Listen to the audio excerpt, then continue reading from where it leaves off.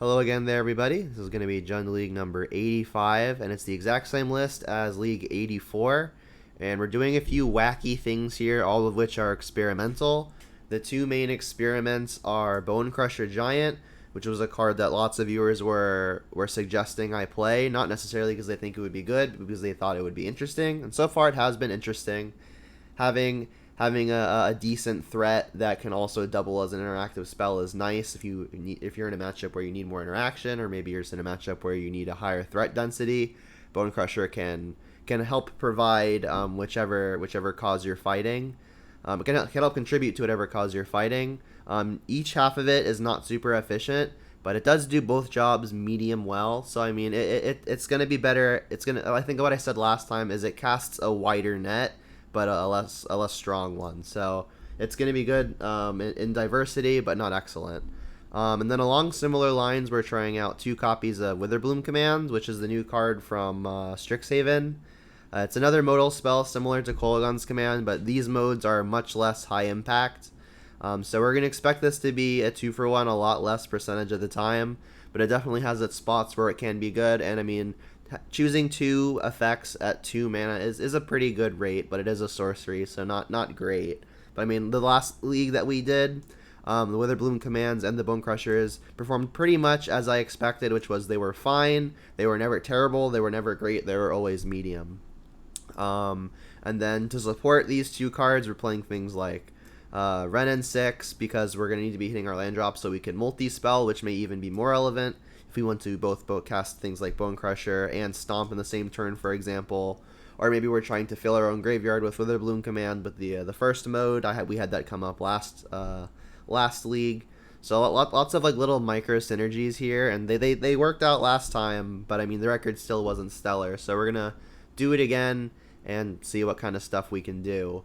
The sideboard is pretty tuned for this. Heliod's still in at first. Jund Shadow back up to 2, supplanting Blitz, which is back down to 3. These two have been trading places for some time now. Eldrazi Tron is very, very popular right now, despite it showing in only at 4th place.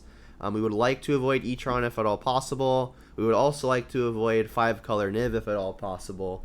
But just about every other matchup, with the exception of Tron, we're pretty okay seeing. So as far as top 10 is concerned, we would like to avoid E-Tron, 5-color, and regular Tron. And then moving down to the next 11 through 15 spots, I think I like all of these matchups with the exception of Dredge. Here's Jund, our hero, sneaking in at number 15. So as far as the top 15 is concerned, there are 4 that I would like to avoid. Not saying they're not winnable, but they'll be harder than the other 11.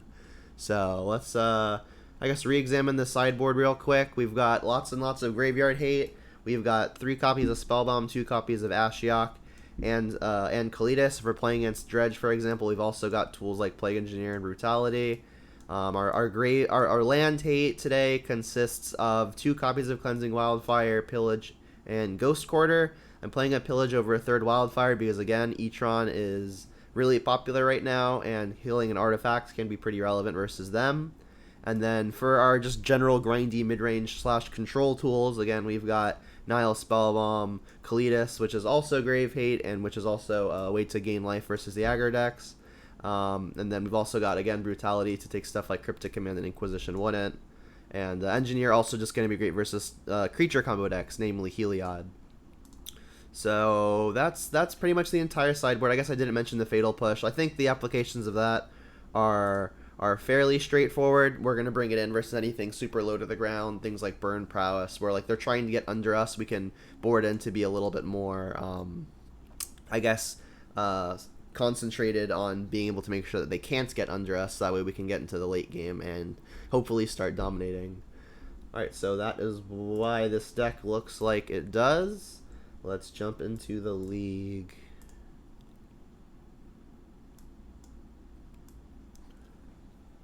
What's up, Dark Throne?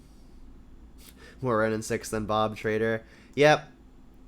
I went into a deeper explanation of why I did that at the beginning of the last league. So if you were interested in a more detailed explanation, you can watch the first 5 minutes of Jund League 84, which is already uploaded. You're asking where the command is good. It's never excellent, but it's gonna be just fine in a lot of spots. Which is not sure where I want. I'm not sure that's where I want to be, but it's been fine so far. I think I cast it 4-ish times, and I think almost every time I used the first 2 modes. Top 10 looks a lot different if I change the filter to past 7 days. Yeah, I'm sure it would. I think its default is a month, right? And then 5-color, they've got some nice toys for Pioneer and Strixhaven. Yeah, it did, didn't it? I don't think any of the Strixhaven stuff is high enough power level for Modern. So, but we'll see if they creep in.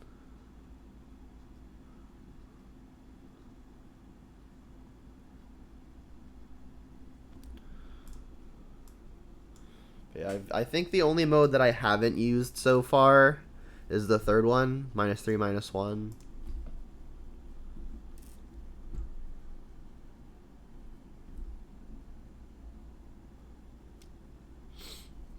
Hey yo, we get to go first.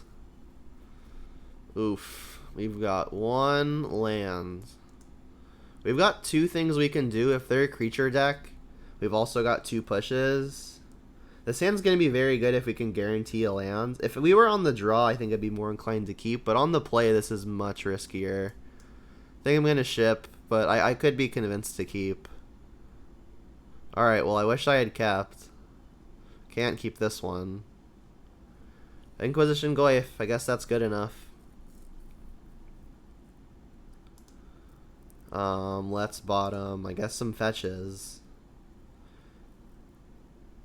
You know what? Let's actually bottom the Forgotten Cave. I don't really think I'm going to have time to be cycling that. Like, I also might just need a 3rd land for Liliana. I think I'm going to go Overgrown Tomb here, because that can help us cast the Gwaif next turn. We don't have, like, a Bolt that we're particularly worried about casting. I could get basic Swamp here, but if I draw Red and 6, then I can't play it. So I think Overgrown Tomb is probably safest. Oh, we're playing against an unfun deck. As Foretold. I guess I'm just taking the As Foretold. Electro Dominance is going to be a way to enable the free spells anyway. But As Foretold is much more of a problem card, because that makes Greater Gargaroth really good. They can have a way to essentially produce mana without having any lands in play. Also, taking the enchantment's going to make Gwaif pretty large, right? Bonecrusher. Oh, I might just play that as a 4-3 next turn, to be honest. I don't think my life total is going to really matter. I'll get Stomping Ground here, and then next turn maybe I get Basic Swamp. I mean, as far as this matchup is concerned, Inquisition into Goyf is probably my best loadout.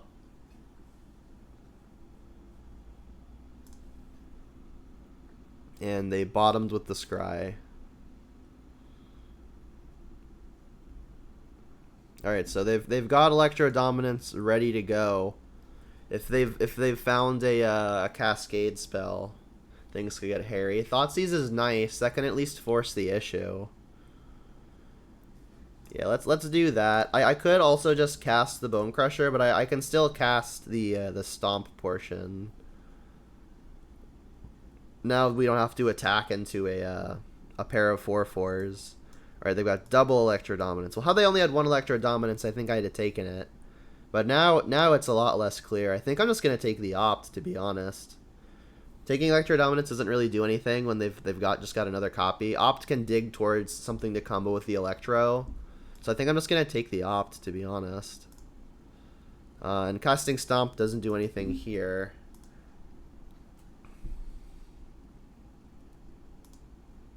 What's up, Mom? So I could Stomp now. If the opponent finds a blue source, they could just hard cast the Force of Negation. And I really don't think this Stomp is going anywhere else. So I definitely think that casting it now has its merits.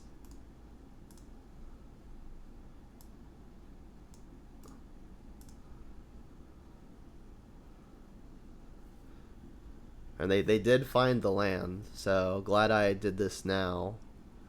Alright, well this looks like a fairly simple turn of attack and play the Bonecrusher. And there actually isn't a creature in the yard yet, so assuming the opponent goes to bolt the Bonecrusher, they're going to take 2 from the trigger, putting them to 5, and then adding the type means that Goyf is going to be lethal. So if we can fade something here, we might just win. So Goyf will be 5 power now, because there was not previously a creature. Alright, so we still need to dodge Electro Dominance into something. I guess this was actually a pretty good draw. So now the worst case is they Electro Dominance in a pair of 4/4s with Trample. If they go for a double block, I can push 1 and then deploy another lethal threat. So I guess let's see.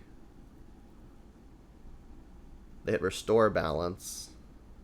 Alright, well I have a second Goyf now, so I'll sacrifice all my creatures, yep. Play another one. Leave up a Fatal Push.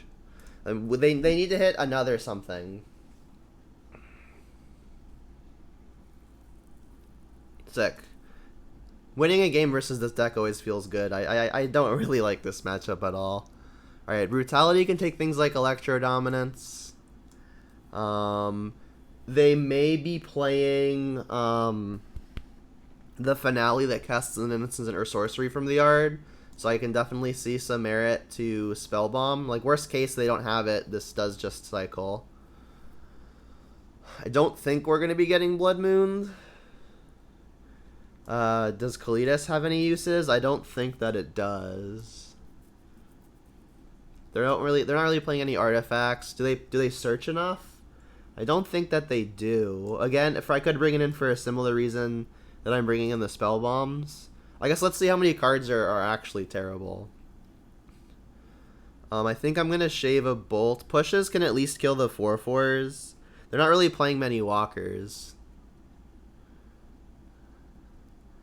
I guess I should bring out Terminate. I think Push is just strictly better, assuming the only things we're killing are 4/4s. Witherbloom Command doesn't do much, does it? It only kills something with value 2 or less, as opposed to 3 or less, which means we can't hit the Foretold, unfortunately. And it doesn't hit creatures, so that doesn't kill 4/4s either. Let's get those out of here.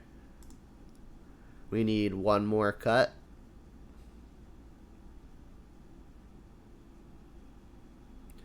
I could see it being either a Bolt or a Push. I definitely think it's one of the two. We should probably keep all of our potential threats. I think maybe pushing a Rhino is going to be more relevant than bolting Face, which feels like the only good use for that. Like maybe we try to steal a race or something. I don't know what you're referring to, Spunky. I don't remember. I didn't see when you typed the message, so I don't know what you're referring to.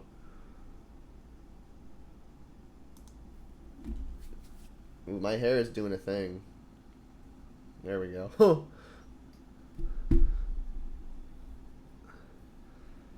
Yeah, we've got a keeper. Turn 1 Thoughtseize, turn 2 threat.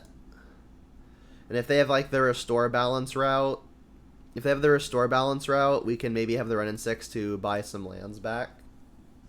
Alright, so I guess Thoughtseize got worse. Hey, I know what this card does.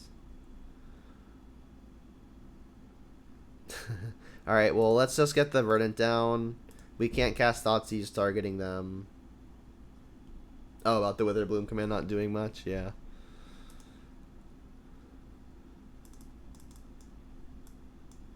They had topped bottoms with the Scry, by the way.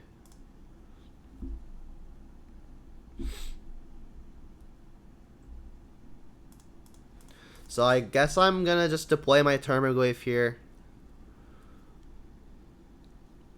Get some attackers into play. They've got 3 types already on their own. Let's get Stomping Ground, because like if I am gonna fetch a basic, I would most want it to be a Swamp, which paired with Blackleaf Cliffs and Stomping Ground, it makes my mana pretty perfect. Croaks is a good one. That can have the opponent discard a card without needing to actually target them. I think we're still goifing here. This leyline is being problematic. Uh-oh. So hopefully they don't have restore balance and a way to cheat it into play. This is looking a lot like Ren 6, get back a land, play a land. The opponent has a land in their yard. I guess in the off chance they're playing a hard counter, I should lead here, because then we'll add the type to our yard. It appears as though they are not. And then we can begin cycling this Forgotten Cave with the land we've just put into play.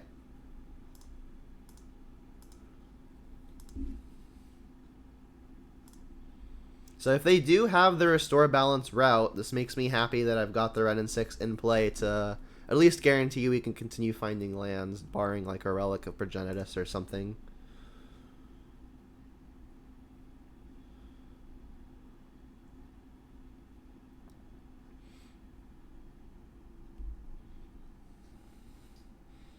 And then I guess I'm going to fetch Shock the Blood Crypt so I can cycle. Obviously can't get Basic Mountain and the Stomping Ground is here.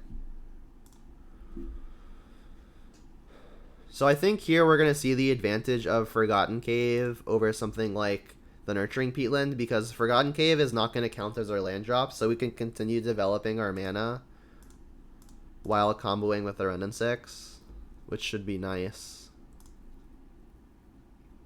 Alright, well, drawing land's not super nice. I can't escape Croxa here, so I guess what I can do is just lead on Forgotten Cave.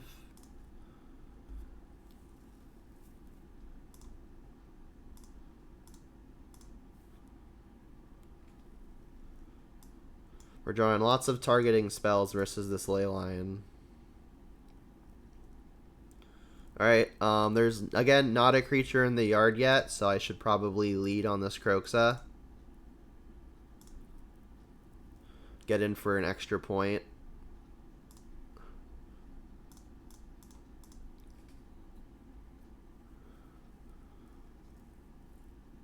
They discarded enchantment as well, so we're up to a 5/6.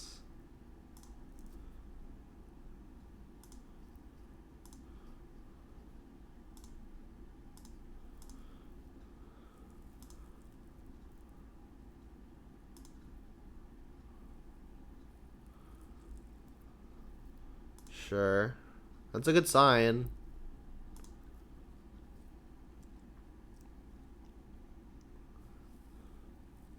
Vision. Okay, that's a good sign too.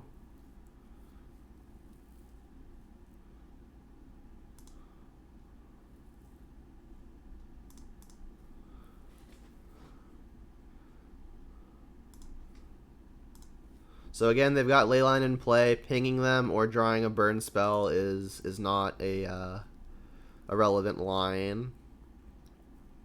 There's the burn spell, right? Oh, so I guess now they've got Electro. Uh-oh, so they're going for something. Yeah, so it looks like they've got Electro Dominance into Restore Balance.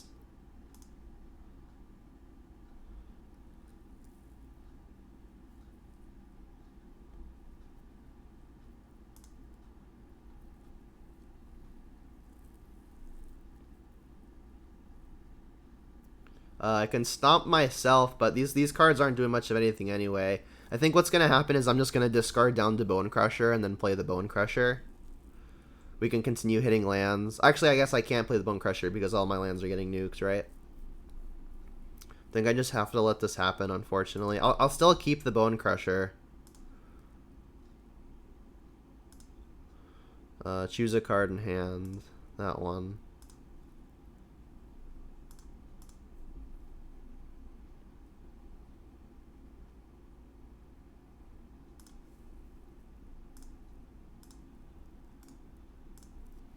So now the game is about racing this Gargaroth.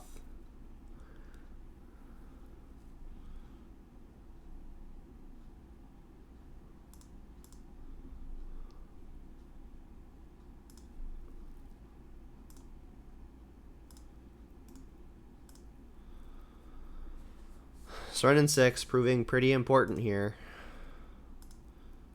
We're 3 turns away from Gargaroth. And remember, the suspend creatures do come back with haste. Alright, so I guess now we're going to play Bonecrusher Giant. And then next turn I can escape Kroxa.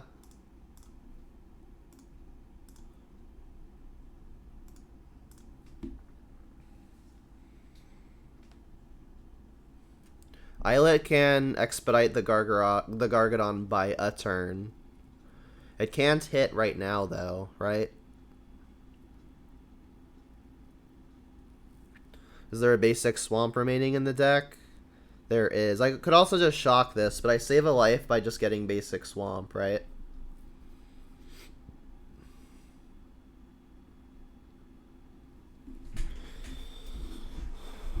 I guess I could just get back the peatland. I could also just like get back actual basic swamp. Let's attack first.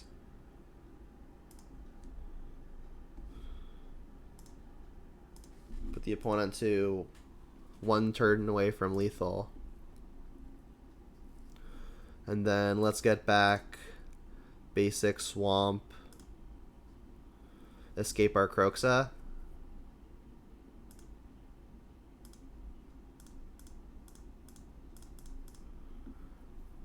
Leaving the Forgotten Cave. We've got a Tarmogoyf from the yard to leave because we do have a Kolaghan's Command. Discard's not doing anything. We'll leave a peatland for maybe Renin 6. Sure. They have to discard a spell now because they're at 3 and Kroxa's trigger would otherwise kill them. I mean, we gotta assume their hand is mostly spells anyway, though, right? Because they haven't been playing lands. Their Gargaroth just kind of straight can't attack, right? They may need to cheat out another Restore Balance to have a fight. But then maybe we just do the same thing we just did.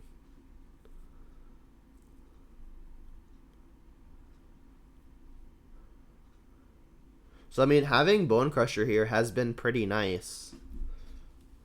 Just because it's another threat, you know? Alright, so they could Electro Dominance now.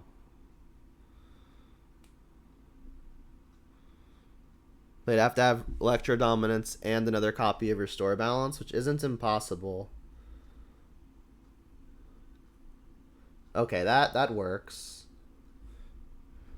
Choose 2 lands we want to keep.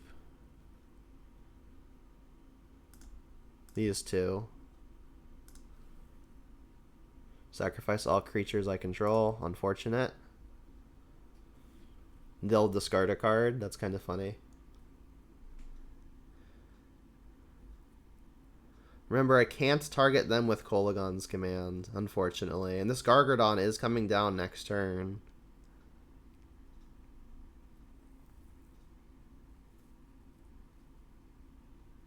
Or I guess they could do it now, even. Comes in with haste. This puts me dead next turn if they hit me. This has been an interesting game. So I guess now I have to buy back Forgotten Cave, cycle it.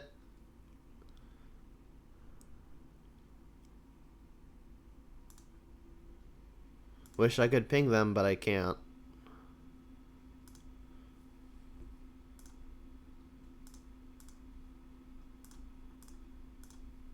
Needed a 2-mana creature here to survive. This Leyline has been very good. Yeah, Terminate would have been an out, but unfortunately it doesn't matter. I mean, that game was going very well. The only reason they had any fight in them was that stupid Leyline.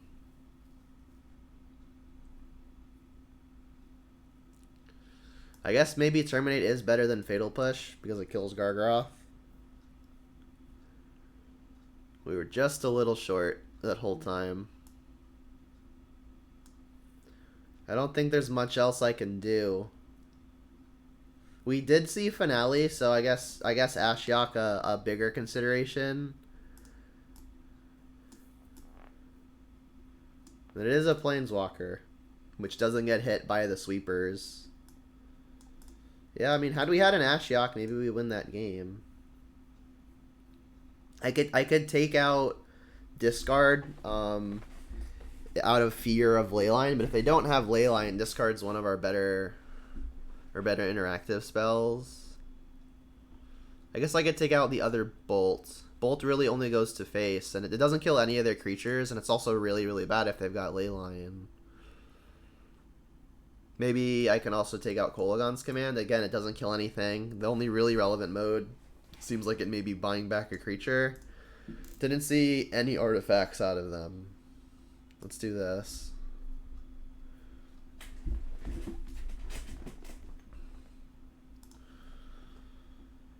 Yikes. Can't keep that. I don't think I can keep this either. We straight fold to a Leyline, and we don't have any decent pressure. Can't keep. This is better. We've got double Goyf, which is something. Let's bottom a push, and I guess second copy of Spellbomb.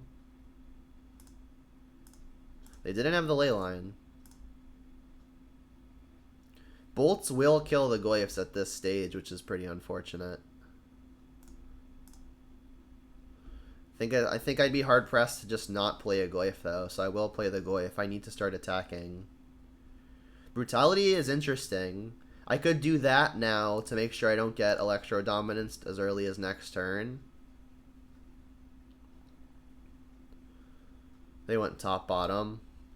I mean, Goyfs would also still die to a Bolt here, so I think Brutality is probably a fine play. If I take an instant, it still wouldn't matter, right? So they do have Electro Dominance, and they have Crashing Footfalls. And they have As Foretold. So they're going to have a way to cheat out of Footfalls almost no matter what. So I think what I have to do is take the Footfalls. Goyfs will outsize them at some point, but that's going to be difficult. If they only have one Enabler, I think I take the Enabler, but they had two. They bottomed, by the way. Okay. So they could go Electro Dominance, play Restore Balance, and make me sack a land, but then they're discarding almost their entire hand. So I think I actually like playing the Blackleaf Cliffs here. If they make me sack a land, I'll just sacrifice Forest.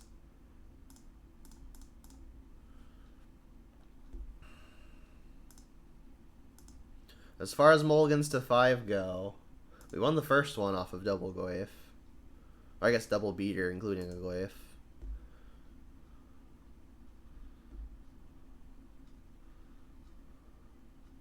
They'll probably just play their As Foretold here.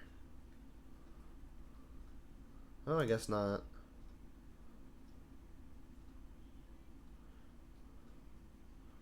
I'm not going to play second Goyf into known Restore Balance plus Enabler.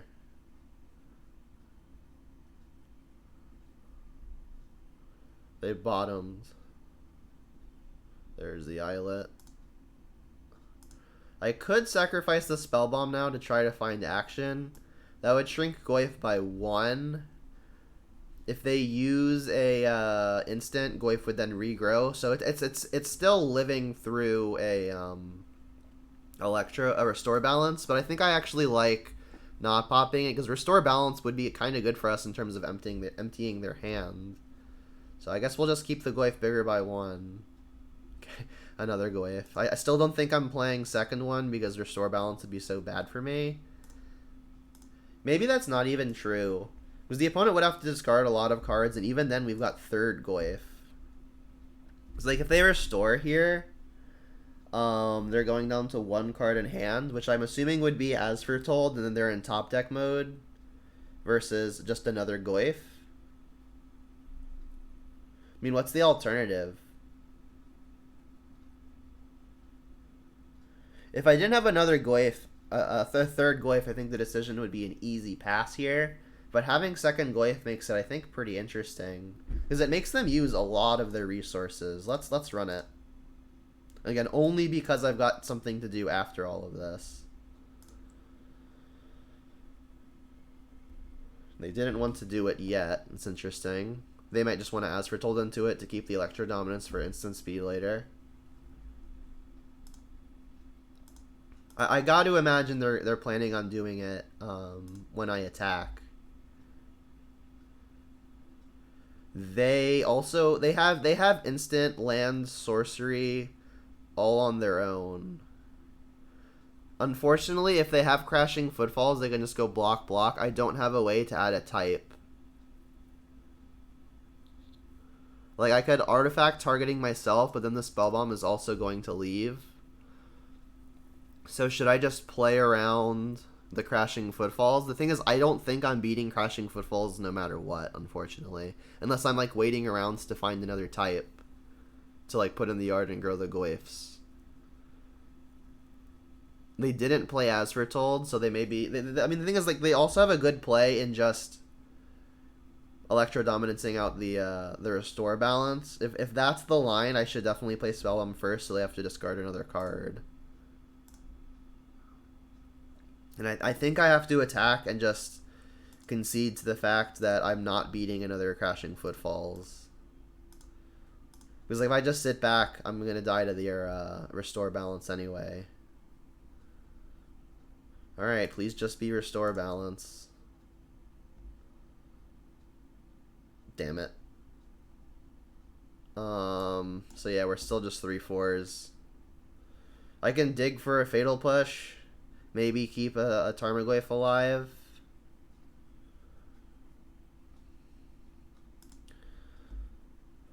I don't think I can do that, though. I think I just have to let this go and then play another Goyf, which feels pretty terrible.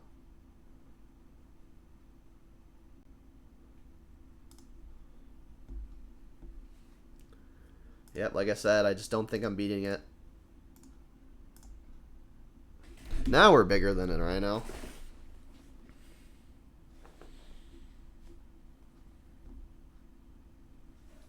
I mean, we've had a pretty good draw, but just not good enough.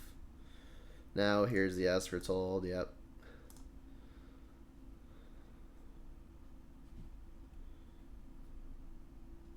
We're gonna need some really good stuff now. I don't even know what we can draw. That is a good one. I guess I'm just gonna pop the Spell Bomb though. If I pop the Spell Bomb, our Goyf is no longer gonna outsize the Rhinos though, because we're the only one with creature in the yard. And if we hit them, we'll just have 3 types. I guess I could then pop the Peatland to add land to our own yard, but then we're even farther from Bloodbraid.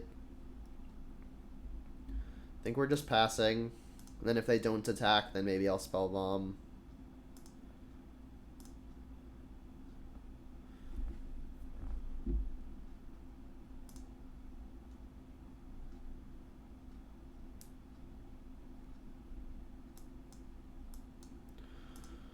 Alright, that's fine, I guess. If I bomb myself, that keeps the Tarmogoyf bigger. It means we only need to add a land to re-outsize the Rhinos. So let's target myself.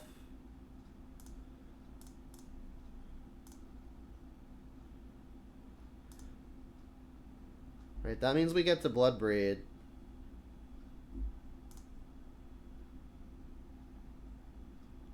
We do 2 lands that don't grow the Goyf. Unfortunate. Alright, well, I mean, I'm still casting the Bloodbraid here, I believe.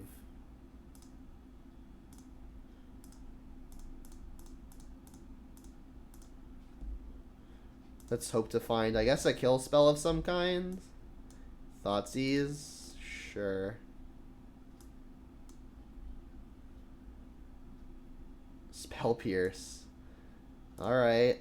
I was not expecting that. Still doesn't add a type for the Goyf.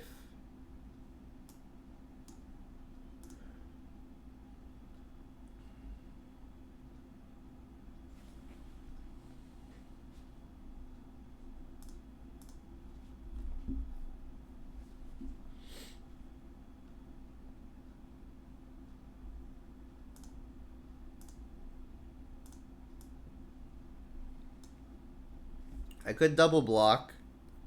That means they're going to kill a Goyf and then I'll have Bloodbraid versus a Rhino. mean, I think I need to get lucky anyway. If I'm taking the hit for 8 here, I get down to 7. I mean, I can then sacrifice Beetland and start trading. I think I'm taking the hit. I need my own attacking force to have any chance here, I think.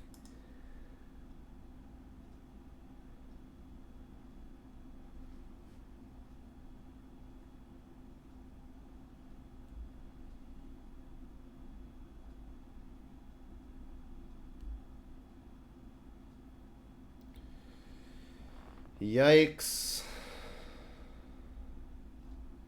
Alright, so yeah, we're nothing versus as Foretold now.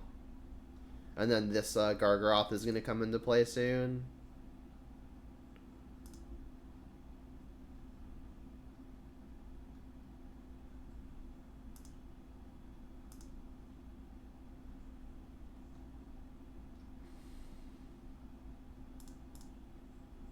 And the Crashing Footfalls, jeez. Alright, so they had kind of the nuts. Unfortunate mulligan to 5. Alright, that's round 1. I hate that deck. I prefer to play against Tron, and that's gotta mean something, right?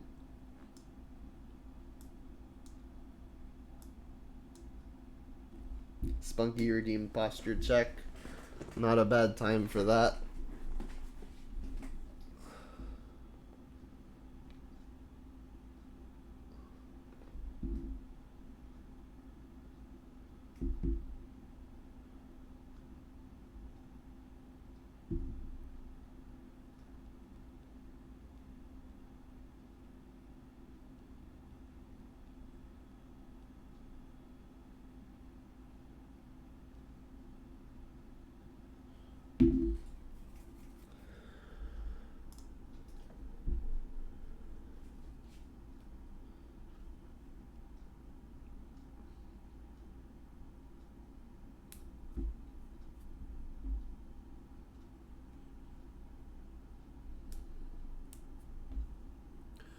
Let's go first.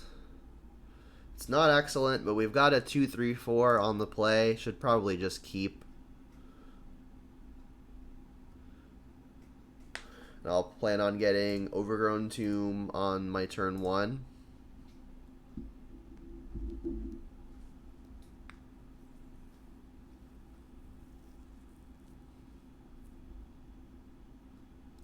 Plains and a Vial. So maybe Death and Taxes, I guess it could still be humans. But I guess these days it's more likely Taxes. This hand's fine versus Taxes. Kolaghan's Command is very good.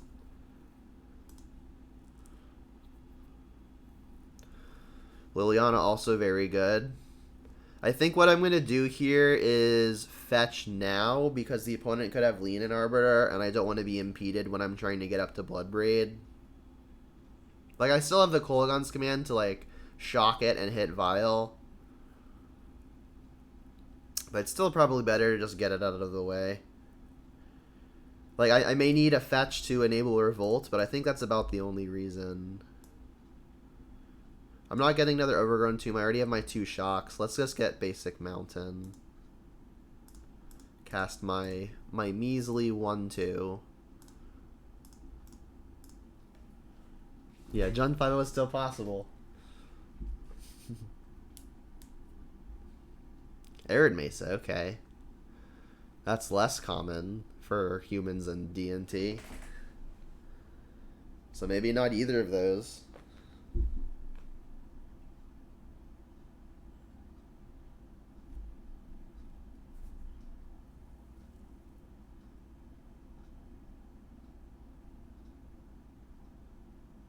Getting a Plains. I wonder if it's some kind of Kiki combo deck playing Vial. Stomp. Stomp's not looking great here. I guess we're just gonna play Liliana and I guess Edict.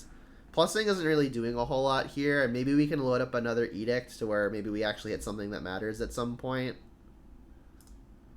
So let's play the Liliana.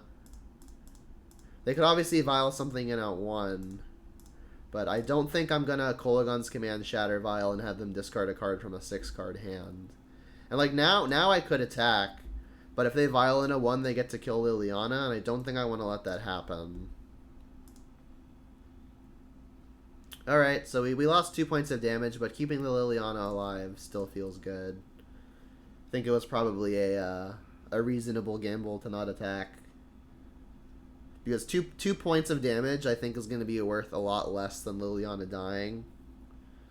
Alright, it is a Jeskai deck, so it looks maybe like a copycat, perhaps Kiki Pile. Ooh, Soulherder. That's something that can get stomped. Alright, so they're going to have to draw a card here. Good old Decoy Vial, yeah. So it looks like what we want to do here is actually just use the Kolaghan's command to hit the Soulherder and shoot the Vial. They could have Force of Negation, but we could get opened up to a whole slew of other things if we let them untap. And they can also just like shoot another thing through the Vial. Let's lead on plus so they discard without info.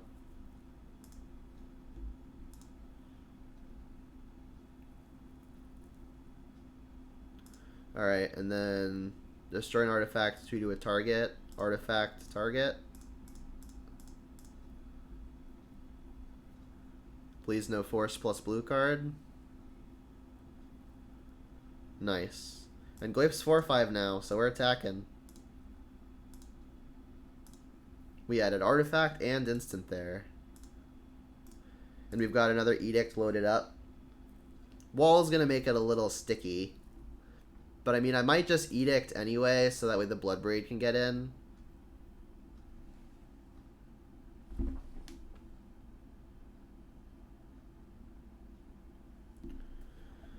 Mimic. Alright, well that's probably a wall. I guess it has to be a wall.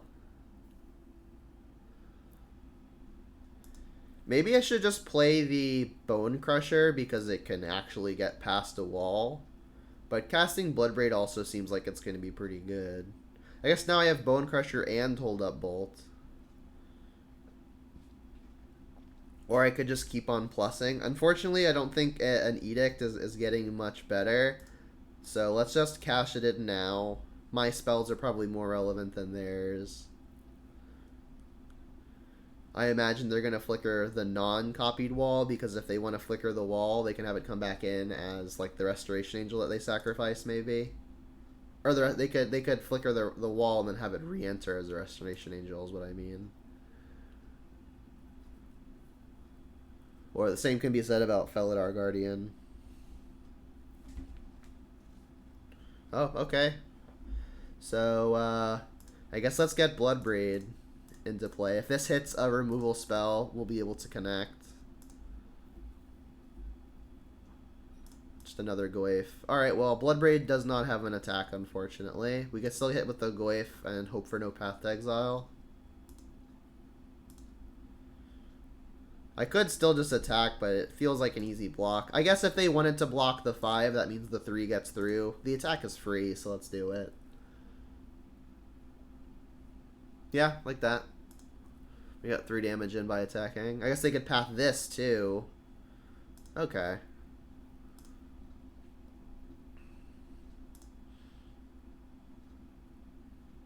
So they've drawn lots of extra cards, but they're facing quite the board. We need to avoid a verdict, I think.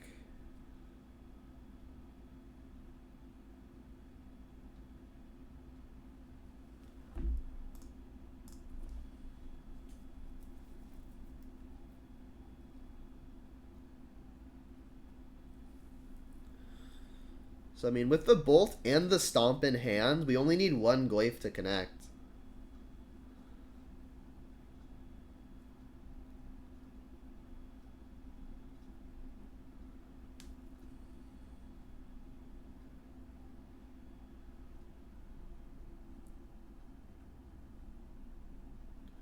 Wonder if this is like a Soulherder again.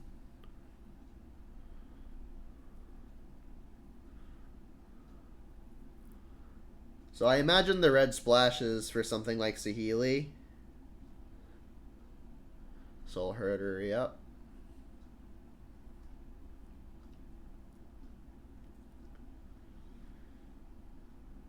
And if I go for the kill on the Soulherder, it could just get ephemerated. So maybe I just lead on the Stomp on the Soulherder. Then we have lethal already, right? Because if both Bloodbraid and a single Goyf connect, they do just die. If they ephemerate off of while I try to Bonecrusher, Bonecrusher will be countered. But I think that's probably fine. Like if I just go for the kill on this, attack all, like they have to do something. And then if a single Goyf connects, we can just bolt it. Like the worst case scenario is, right, like we try to kill this with Stomp, they ephemerate it. I could then just bolt again. And then they would have to have Path to stay alive because they could go block, take 5. But if they had a bolt, I think they probably would have cast it already. Same is true about Path to Exile, so I'm assuming they don't have either of those. Even less odds they've got both. So I mean, if I just attack first, like that already has the Soulherder dying, I think I should just go for the kill. Makes it really hard to get comboed next turn. So I guess maybe I lead on the bolts. Does that change the math at all? If I bolt this and they ephemerate, I could then Stomp. I guess if this somehow doesn't work and this grows, bolt can still kill it next turn. So it's probably still just safer to go here. I'll leave up double red, so if for some reason they're playing Remand, I can recast the bolt. Alright, so they've got Ephemerate.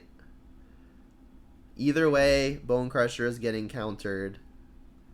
But if I bolt this in response, their Ephemerate will also get countered, so I think I should just bolt.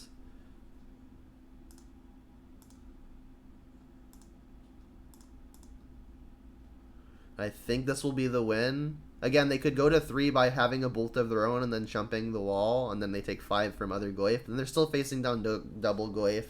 They're at 3 with no board. Alright, so Saheeli. I guess Fatal Push could be good just as another way to disrupt combo. Plague Engineer is also probably going to be good. Cats attack for not a lot when their powers are all 0. I could see Kalitas having some use. The lifelink doesn't seem like it's going to be very relevant. Is exiling the creatures even going to be relevant? I can't say that it is. Maybe Pillage is good. Pillage can kill Vile. But that's about it. I guess if they're playing like maybe a Stoneforge package, another way to kill a Vile could be good. And they often do, right? Is Brutality any good? We could take things like Ephemerate, Path to Exile. Doesn't really kill many of their creatures, though. They don't really do a lot of searching. I guess they search with fetches, but that's kind of it. They don't pressure Planeswalkers very well, though, so maybe Ashiok is going to be good enough to be annoying enough. So I think these are probably the ends. Does Witherbloom Command do anything? This kills Vile. -3, -1 might actually kill something.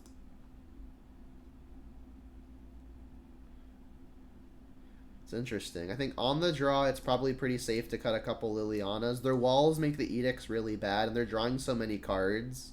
Maybe I just cut all of the Lilianas. What I've just described kind of makes me think that they're not going to be great. I did just say that they can't pressure walkers very well, but Liliana does not really fight on an axis that they care about. They just draw so many cards and have so many bad things to sacrifice that Liliana just seems bad for myself, right? Because I also have to discard. Need 2 more cuts here in a minute. Against a combo deck, I tend to like cutting some of the top end because I don't really want to tap out. I at least want to bluff or an interactive spell. And I guess Inquisitions and Thoughtseizes get a lot weaker in the top decor that this matchup may be coming down to. What does -3, -1 kill? They could be playing Flicker Wisps. And then like if they flicker a Soulherder to save it, I guess I could, before they exile something else, also kill that. I don't know. It's experimental. I don't think it's gonna be great, but it has the potential to be good. We can still just try it.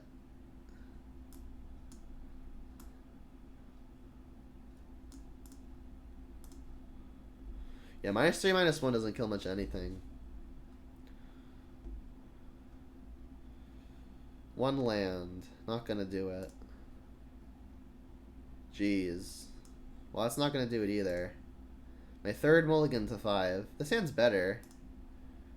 I guess we'll bottom Forgotten Cave.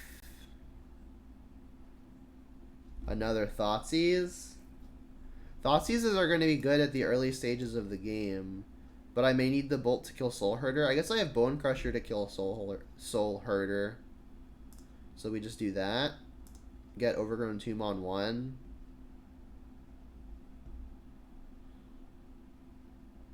Yeah, command would have to be an instant to kill the Soulherder, but I'm saying like if I like main phase something, if I like main phase try to kill a Soulherder and they flicker it, it'll come back as a 1/1, and then maybe it gets the job done. All right, they mulligan to 6. Plague Engineer is not a bad find. Let's get our tomb. Thoughtseize. They've got one more land, Ephemerate, Militia Bugler, On Thin Ice, Skyclave. I think I should... I'm not taking On Thin Ice, so Thoughtseize now and Thoughtseize next turn are taking some combination of Ephemerate, Bugler, Skyclave. Both Skyclave and Bugler are 2-for-1s. Ephemerate could be a 2-for-1, but it's not good until they have a creature in play. I mean, I don't really plan on playing a creature for a while, so I think it might just be between Bugler and Ephemerate. Of the two, Ephemerate is definitely more powerful. But Bugler is a headache. I think I'm definitely taking Ephemerate with one of these Thoughtseizes, so let's just do it now. I think it's just the card I'm most likely to lose to.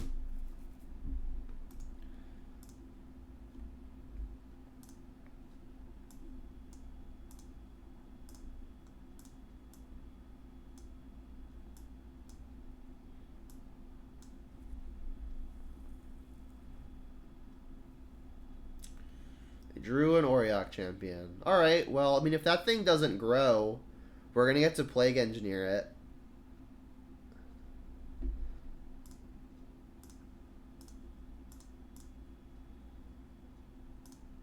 So now it's between Bugler, On Thin Ice, Skyclave.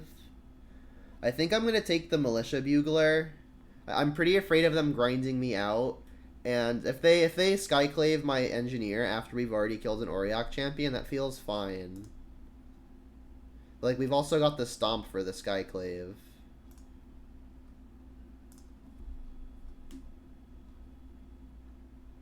Yeah, it's definitely a niche scenario, Spunky, but I mean, it can happen, and like, it has other uses that could be good, like killing Vile. So I think it's worth a shot. What's up, Defizman? Wheel of Sun and Moon. Alright, so if a card would be put into Enchanted Player's graveyard from anywhere, instead that card is revealed and put onto the bottom. So I can't add anything else to my graveyard.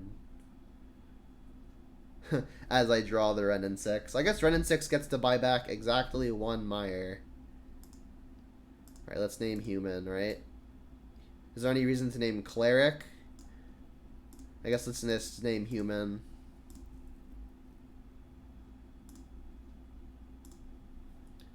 See, black cards can kill Auriok champion. And then if they Skyclave this, I can Stomp. Make a 3/3. I don't think I'm going to play the Bonecrusher just as a 4/3. I may need it to interact. They're just not doing anything. That's interesting.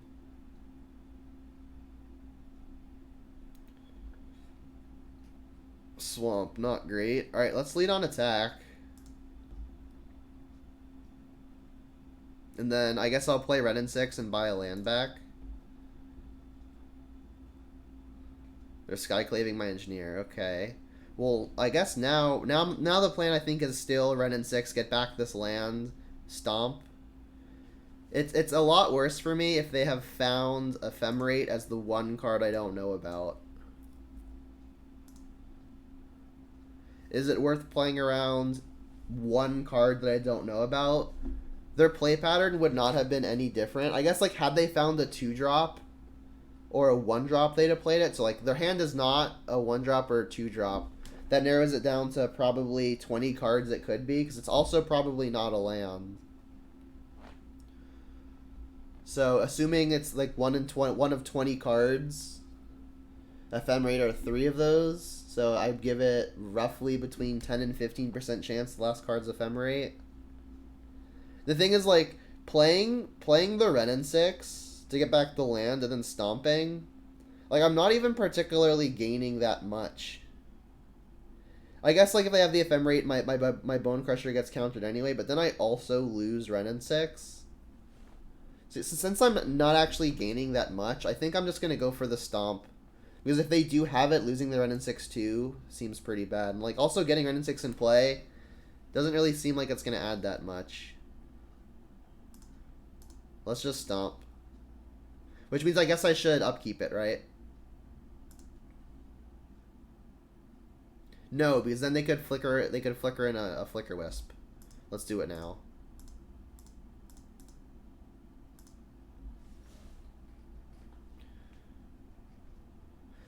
We won't have, it's not necessarily like a luxury per se, but it's less of a blowout if they have it if I don't run in 6 first, and playing run in 6 first doesn't even necessarily gain that much because of the wheel.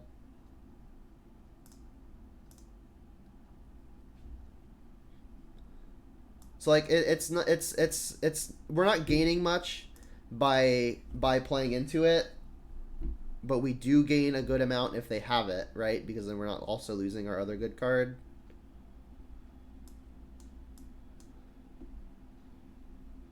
Sure. All right, and I mean, Bonecrusher is gonna look pretty good here. It's just another good threat. It interacted and now gets to be something that hopefully attacks, which is nice. A land is not good.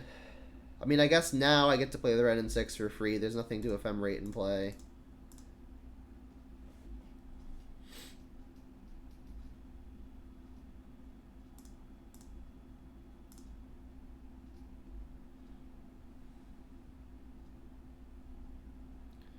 I guess I could still just play this Stomping Ground. I'm going to have to fetch Shock for this anyway. I don't want to get my other Swamp in the Mountain is here. So, like, they're going to have perfect information on my hand.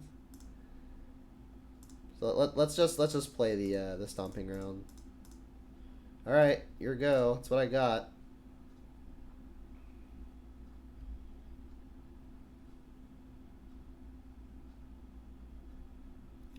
How am I feeling about Giant after a league in a bit? It hasn't been great. It's been fine. Like, it has never been god-awful, and it has never been the best card in the deck. Second Skyclave is unfortunate. That said, it's probably our best draw in the deck right now. We would get a 3/3 and a 4/3 out of it while killing their thing. So I'll accept one now. Bloodbraid would also be good.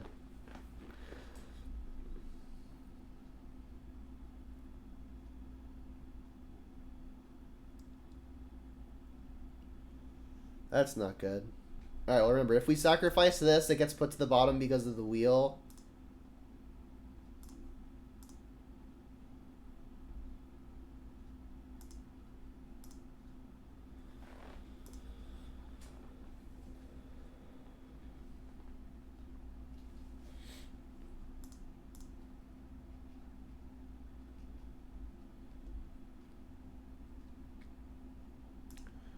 They've got Restoration Angel mana. Uh-oh. Although if they had Resto, I think they probably would have ticked it up. And then they just played a land, so I'm going to assume no Resto. They hit us? I think 8 and 7 are probably the same. But they could hit us. We shave a turn off of their clock by fetching again, so I'll probably refrain from doing that. Come on, deck. It's a blocker.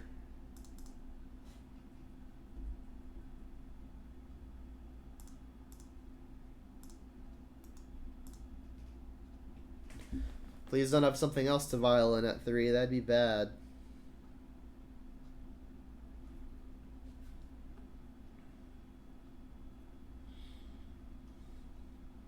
Okay. I will block if they give me the opportunity. Prairie Stream is a land. I think they must have drawn that, right? Because they weren't playing lands until... Like, after they hit 3 lands, they didn't play any for a while. So I'm assuming they're just drawing them at this point.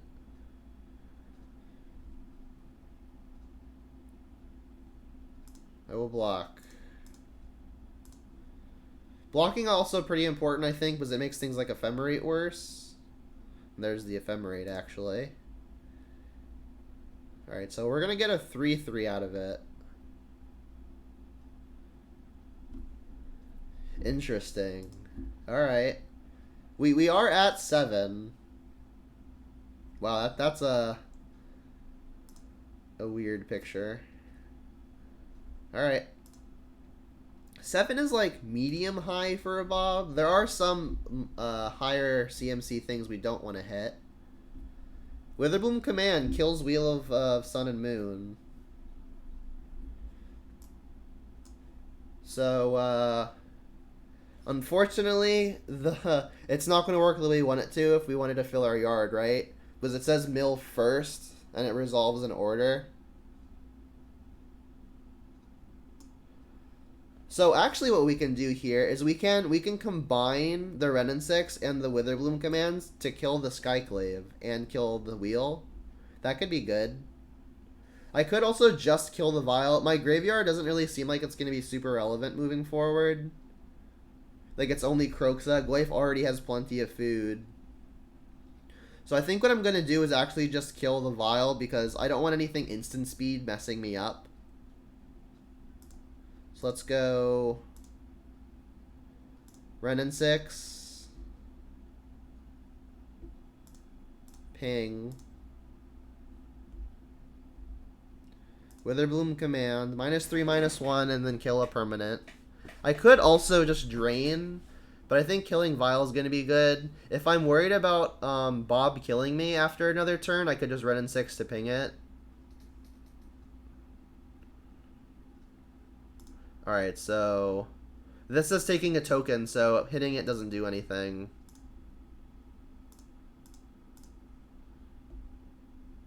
We're going to get, what is it, a 2/2?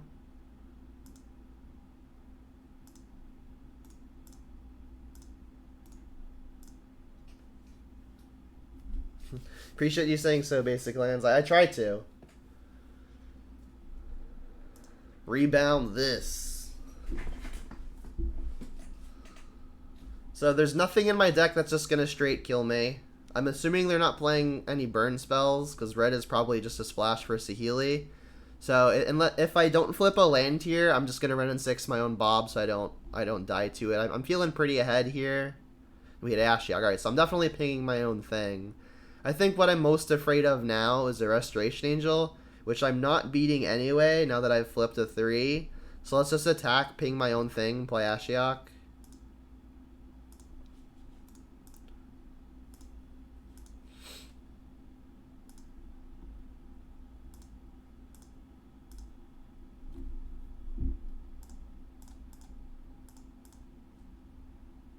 And then, is it worth it to exile their yard now for any reason?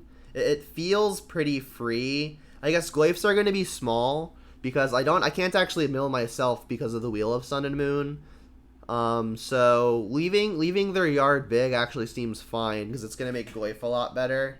Because glyph would only ever be a 1/2 if I activate this. Let's just leave it alone. I appreciate the kind words, Spunky. I think as far as my Twitch channel goes, I think a big contributor to why I'm not as big as the others is I'm very much not consistent with when I'm online. Hey, Bonecrusher, so that can actually do the last 2 points. Bonecrusher has looked pretty good this league. Like, it's had its spots where it's been just very good, like here, and then it's never been terrible. So I mean, if the card's worst case is just being a medium playable, like as a floor, that feels good. What's up, Nick? How's it going? I have not had a chance to look at your YouTube video yet. My Friday workday actually ended up being much more hectic than I thought it would be. Yeah, I really appreciate all of your support, guys, and girls, and everything else, and everyone else, I should say. Spunky says, drink some water. I should, shouldn't I? Let me go get that.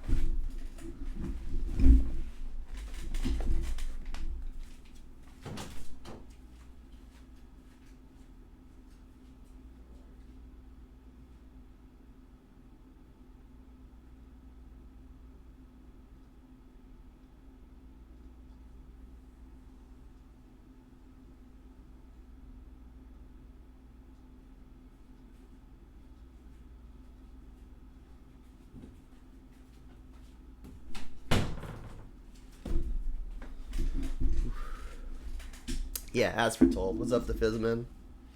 Oh, you were here earlier, right? You just weren't here for round 1.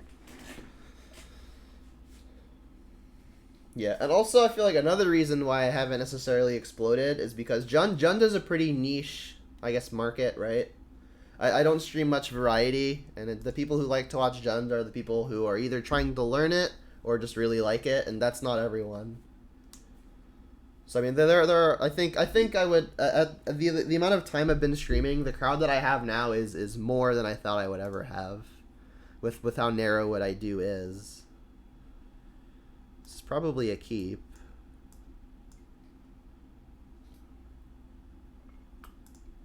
They kept a 7. How lucky. What you got? Ooh, burn. This hand looks good versus burn. They've got a lot of stuff, though. I have exactly 2 answers to 2 creatures, so maybe I just take a Boros Charm. But I think I'm still probably just going to take a creature here, because if I leave one of these unattended, it's gonna get pretty sticky. So I guess I just take the Goblin Guide, because that one does 1 more damage. Like, if they play Swift Spear, I'll take 1, but then I can stomp it on my own turn, so they can't get the Prowess trigger and save it. My career record versus burn, I think, is very good. Their hand is kind of the nut perfects. So we're gonna let a 17 here, and then let's just main phase a stomp. Inquisition is good, but I think I want to not let this Swift Spear continue to hit me. Inquisitioning now isn't really going to stop many decisions, because like they're gonna have a 2-drop no matter what, right? And then Bonecrusher Giant looking quite good here too. We've interacted, and it's going to be a 4/3. There are people out there who don't like Jund, yeah, believe it or not. So this has been eroded to player or planeswalker, but if they're throwing a spell at my Liliana that feels like a mini victory, especially because it's also going to eat another card, which might just be Arid Mesa, which we know they have in their hand.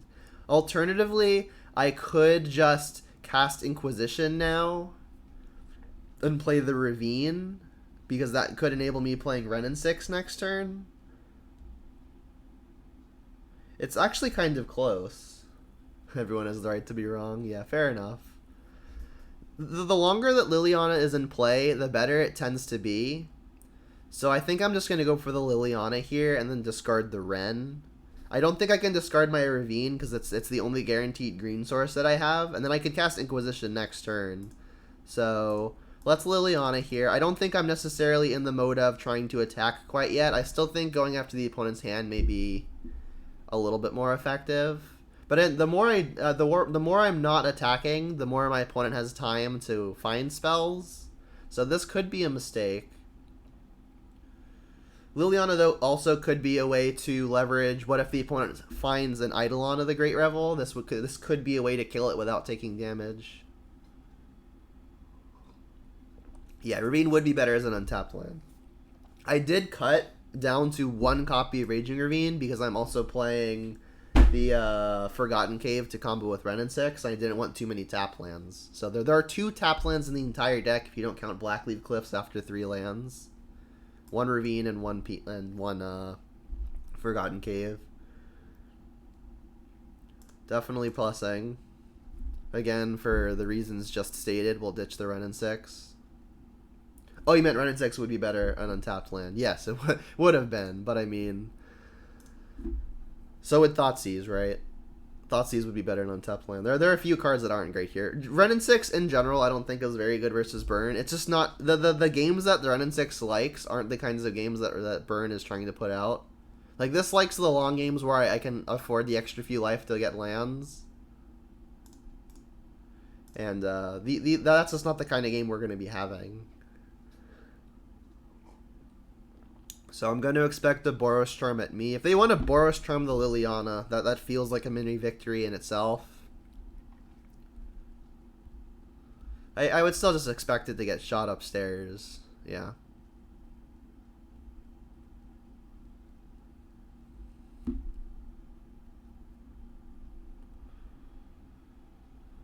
They're not doing anything. Okay.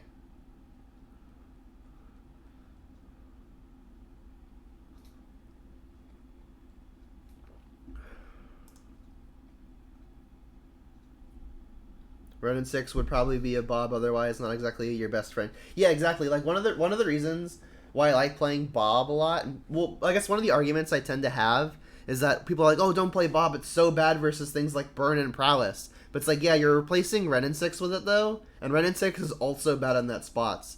So versus the matchups where Bob is like actually terrible, you're not actually losing a whole lot.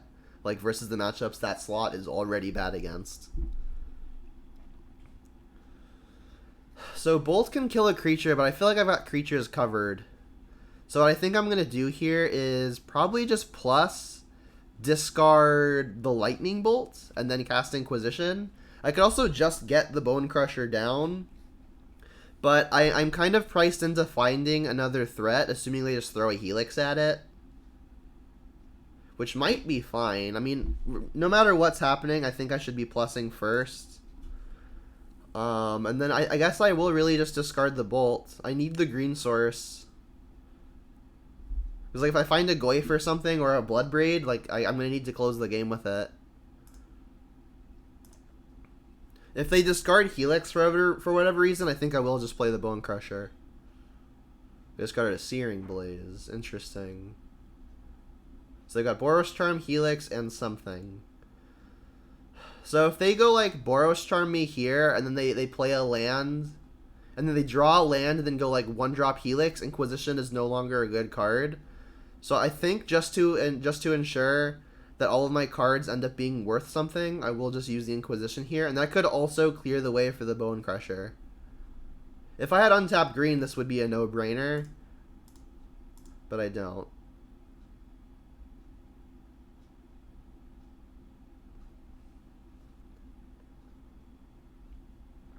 Boros Charm upstairs.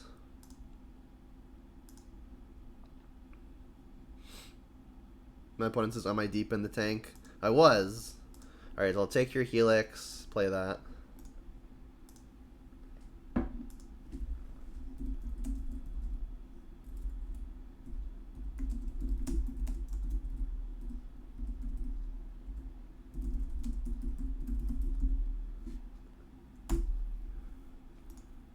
Alright, so they still have a Helix. We're gonna plus, but then they'll just do it in response.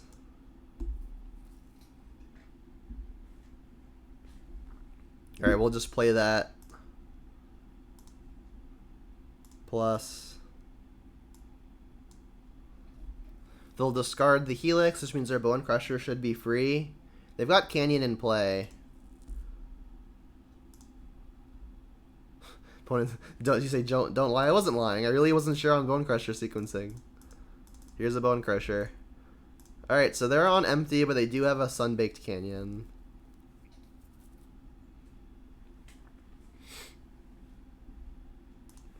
And an ultimate really isn't worth a lot here, so I think I'll probably just lead on plus. I could shock that to activate Ravine, but it doesn't seem like something I'm super interested in. That puts me to 4. I would thus die to another copy of Boros Charm. They've used 2 already, and attacking may be worth it. I think I'm just going to save the life, though. And then we'll just hope that they're somehow flooding. Which they are not. Alright, well. The more I'm not attacking, the more the opponent has time to pull ahead. So let's just attack. I have to hope that they draw lands. They do have Canyon as a redraw. Alright, that'll do it. Alright, so against Burn, we've got some good sideboard cards. We've got Fatal Push, we've got Collective Brutality, and we've got Kalidas, Trader of Get, which has lifelink. I think those by far are going to be the 4 most relevant things. I think Bob is an easy cut. 3 Thoughtseizes are easy cuts. Had that Thoughtseize been an Inquisition, we had had 2 more life. Not that, I mean, obviously, that's how the card works. But, I mean, it would have been, 2 life would have been very relevant. So are any of these things better than any of these things? I don't think that they are. I think I'm just going to submit this. I don't think Pillage is going to be super useful. I think, like, the best case on Pillage is, like, we can maybe hit a cycling land while it's already tapped. That doesn't seem like a very impressive use. So we're looking for 1-mana interaction into Tarmogoyf as the most ideal curve out.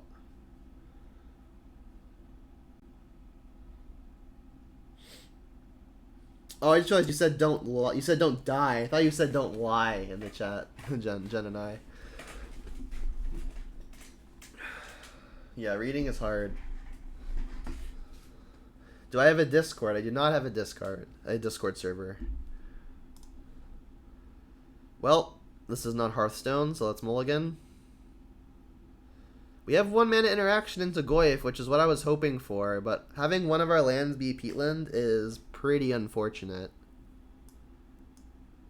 I don't think I can go lower, unfortunately. Let's bottom one of our expensive interactive spells, and then I guess I'll lead on Verdant. I really don't want to have to fetch Shock to Bolt.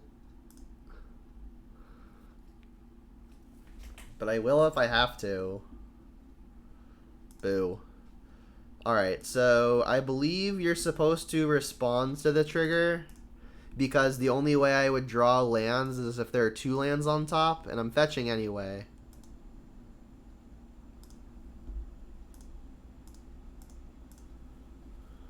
So as long as there are not 2 lands on top, we'll be good.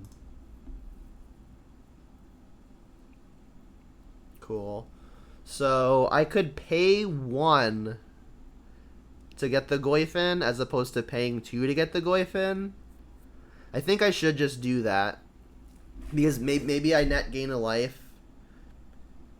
if I don't choose to play the Bonecrusher next turn. So yeah, let's pay a life, get Goyf, and then we're gonna do our best to ride this Goyf to victory. We do have more interaction, but our mana base is not really cooperating. Yeah, shouldn't lie either. Yeah, true. Eidolon, okay. Well, I can go to 13 to stomp it, which I think I should do, because that gets us an attack for 4, adding enchantment. Ooh, we hit Liliana. This Peatland is not being kind. I think I still just want to stomp this thing. I could shock, losing a total of 5 life to get the Liliana into play. But then we'll have the Liliana in play to start working at the opponent's hand. So do I want to lose 5, getting the Liliana into play and attacking for 4, or do I want to lose 3?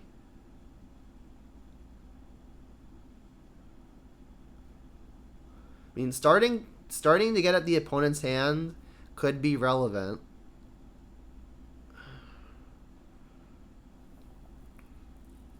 But I mean, we get to kill this no matter what, and we've already got our threat in play. I think it's probably best just to overall save the 2 life. Stomp, take total of 3. Add enchantment. Play this, say no. And get in.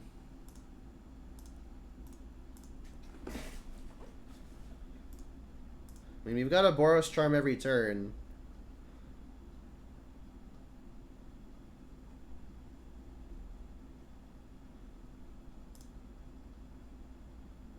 Oh god. Renin 6. Not great. Again, like I said, like I mentioned, Renin 6 is not super conducive to the kinds of games we're trying to play here. So what I think I'm going to probably do here is just play Bonecrusher, attack for 4. The alternative is play Liliana, but they've got so many cards in hand that it feels like it's hardly going to matter. So let's cast Bonecrusher just as an additional clock, and this has us dead to 2 more burn spells. Because again, we're already at a virtual 6. Is Eidolon dangerous because they can't really cast stuff themselves? With 2 things in play, it becomes less dangerous. But just 1 thing in play to 1 thing in play, I think the Eidolon is still probably better for them while they're this high. Alright, so if they have a 2 mana burn spell and a 1 mana burn spell, or just 2 1 mana burn spells, will be dead. Don't think they have any creatures, as they probably would have played them last turn while they're worth damage when I don't have a block.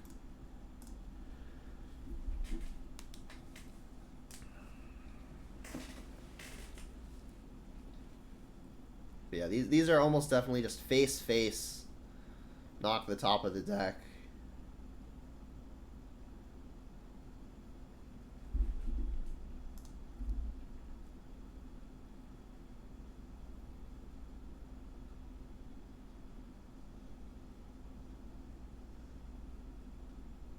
Opponent says GG's. I guess that means they've got it. Yep. That'll do it. Yeah, they just had it. Yeah, they had kind of the nuts. Boo. I mean, my land situation really didn't help. But I don't think I can mulligan to 5 while I'm on the play with a Bolt and a Goyf. Which, like I mentioned, like before I even drew my 7-card hand that I ended up mulliganing, I said I need 1-man interaction and a Goyf.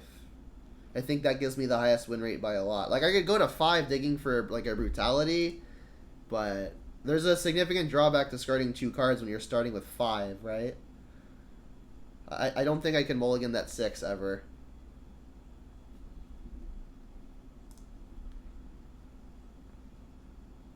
Yeah, I guess I keep.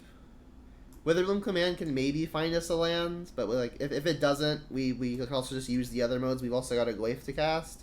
It's not an exciting hand, but if we find red, it could become very good.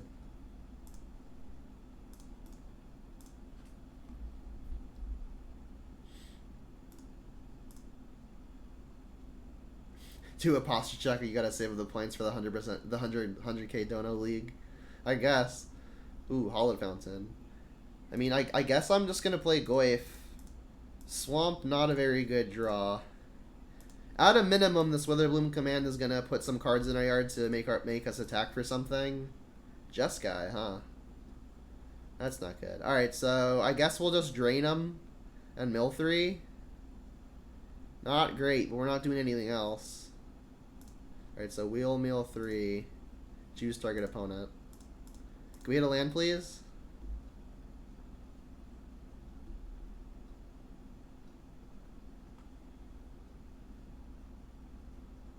We did.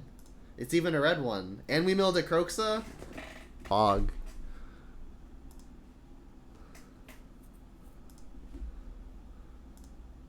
Hit you for 3. Or I guess 2.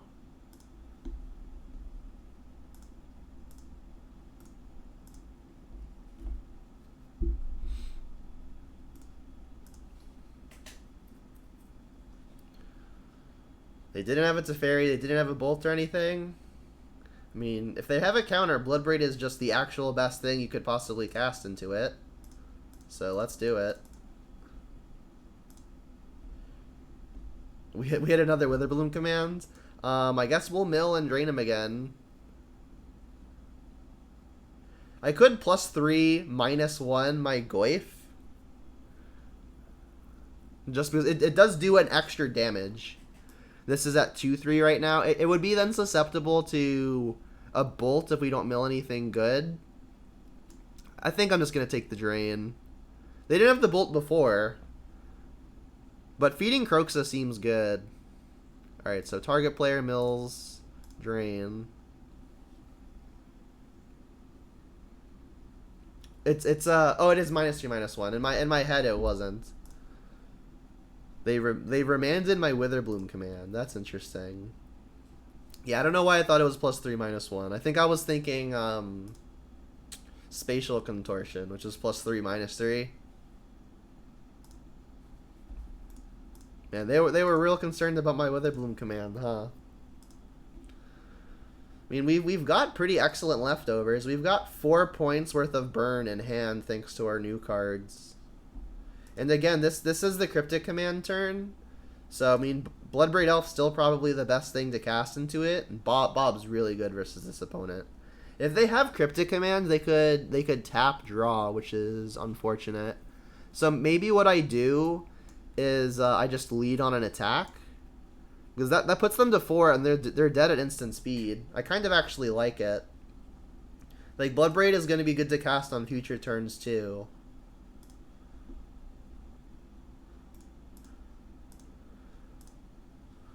This is also less bad versus something like Snapcaster. They're at 4. They know about Witherbloom command. I think what I'm going to do, actually, is just play the Bob. Hold up Stomp. This puts them in a real pinch, because if they're dealing with the Bob now, it's more likely that my burn resolves, and their mana is gonna be pretty severely pinched going into my next attack step. Remanding with the cake command maybe an indicator they can't handle Croxa. Yeah, that's true. If the Witherbloom command resolves, we're gonna get to cast it. I still think I like playing Bob. I guess tapping Double Swamp tells them that I'm not Witherbloom commanding, so maybe a small error. Okay, and they do have the snap. I could have -3/-1'd that, but I don't think I'd be interested in that anyway. And then if they remand this, I think I'm just going to recast it. We're still putting him on a pretty big pinch. Because, like, next turn, if they Cryptic to bounce draw, I'll take the hit. If they can't have a Supreme Verdict here, this is almost definitely just tap draw. And if that's the case, then we can just use the burn spell modes. Like, this attack means that they have to have it, right? Yeah, I mean, they could still have, like, a Force of Negation. Force of Negation could be problematic. So I think we're going to lead on Witherbloom command, because if something gets forced, I'd rather it not be the thing with the creature stapled to it. So let's drain them, and I guess mill, return a land. I guess killing Snapcaster is also fine. Yeah, let's kill Snapcaster. So -3/-1 and drain. That one, drain. Black, green. Alright, and that worked. I guess we just do it now.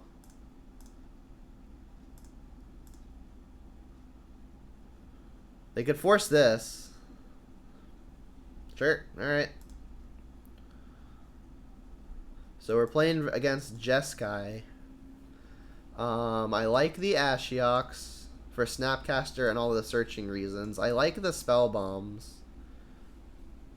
That's about it, though. I guess Brutality takes the Cryptic commands, whereas things like Inquisition don't. But Inquisition's still probably good in this matchup for reasons like Snapcaster and Archmage's Charm. Good. It didn't seem excellent here, but Witherbloom command does seem like one of the weaker things to be doing. The -3/-1 only kills Snapcaster. Milling 3, returning a land seems fine. There's not really anything that costs 2 or less that isn't already a creature. And Burn Spell doesn't seem super relevant. Let's just take out the commands despite it looking fine there. On the draw, I like shaving a Liliana. It's pretty bad versus Remand and Snapcaster. Terminate not looking excellent. I think I'm going to shave all of the pushes. Bolts can at least kill walkers. Shark Typhoon is a concern, but I don't think enough of a concern where I'm going to bring in push only for that. We're still not winning the resource battle versus a Shark Typhoon if I'm pushing a shark. This seems just fine to me. I almost wonder if this is a matchup where I want to get like the Ghost Quarter loop going. But their lands aren't super important, so that feels a little bit too ambitious. Let's run this, I think. Maybe shave one bolt since we have Bonecrushers. That's definitely a possibility. Maybe we consider that if we get to a game 3. So we'll lead on Verdant. It's entirely possible they are playing something like Tail's End. So I'm just going to fetch here. We don't have anything to do on 1 anyway, and this will play around at best. We can get Stomping Ground here to complete our Tron.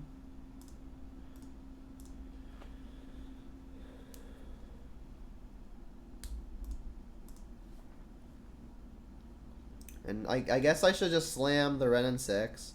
Although drawing Thoughtseize makes that more interesting, because next turn we could Thoughtseize into Ren and 6, and resolving Ren and 6 seems like it's going to be a pretty big game. So I guess I could just take this turn to play a Goyf, which could get bolted. But honestly, they may have boarded out some number of their burn spells. And Goyf really isn't even that good in the matchup. OP remanding that second command made command feel much better than had they just let it resolve, you think? I think they were more afraid of the Kroxa getting fed, which is something that the Fizman had brought up. Second Run and 6 is interesting. Let's definitely lead on Thoughtseize before the attack, because if it resolves, or even if they counter it, that's going to add a type to make Goyf hit for more. Oh, it's Breach. Okay. Okay. They've got Cryptic, Charm, Snapcaster, Prismari Command, and Breach.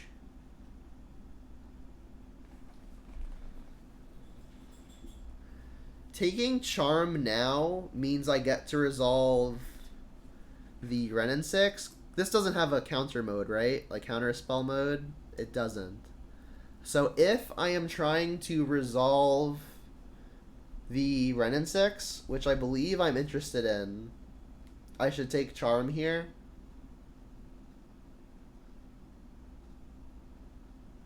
Yeah, Prismari Command has not been super special, but I mean, if you're playing a combo deck, it does do enough, I think. Like, it's draw 2, discard 2 can help dig towards combo, which is kind of cool. I think I am pretty interested in resolving the Ren and 6. It was like, even if I wanted to play the Goyf here, like I would still be incentivized to take the Charm. Let's take the Charm. The rest of their hand is very powerful, though, so I am concerned.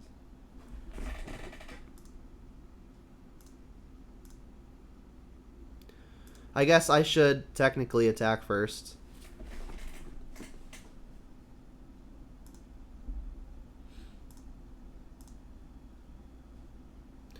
You're saying Izzet Charm seems more useful? I mean, it just might be.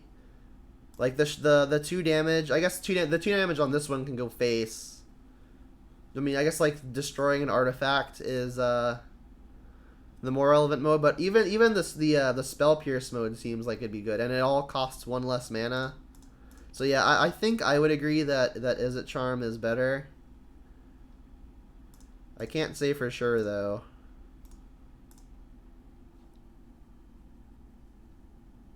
You say play Goyf, we need a clock?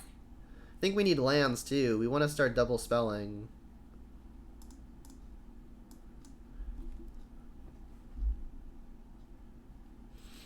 They discarded Snapcaster and Relic. Alright, well, had they found the Emrakul, they could do it because they created a treasure. I could Kolaghan's commands to destroy the treasure. There's not yet a land in the yard, so I'm probably going to fetch before damage. And I think I am just gonna use the Kolaghan's command because the opponent's got Cryptic up.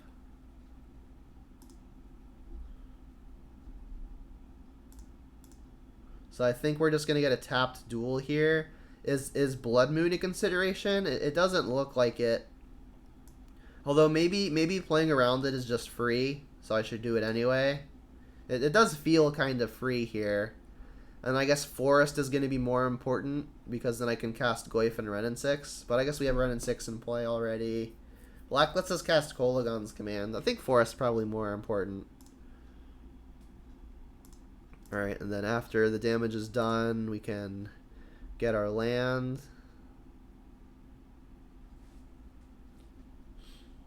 And then say go as to not play right into a Cryptic. They could bounce the Goyf here, which would be annoying. They're bouncing Renin 6. It says bounce draw. I almost wonder if I should just use the Kolaghan's command here, shatter their treasure, and have them discard a card. That honestly feels fine because like they're either discarding Breach, a Cryptic command, or a non-land unknown. I guess it could be a land. That puts them pretty behind on mana. Like, if they draw Emrakul, they can't just combo me. It feels fine. So you'll discard a card, destroy an artifact. You discard, hit that. Red. Come on. Red, black.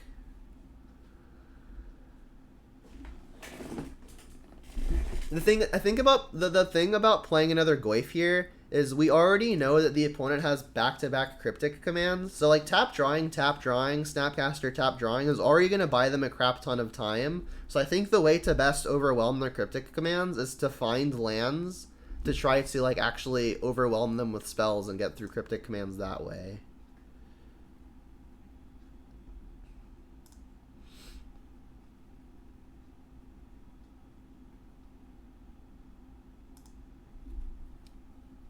Okay, so Liliana is going to be pretty potent in this spot if they don't just immediately combo us. So I think what I want to do here is go Liliana and Goyf.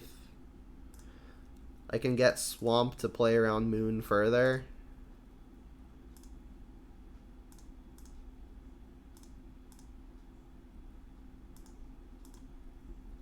And then let's just ditch a land. We've got Renin 6s.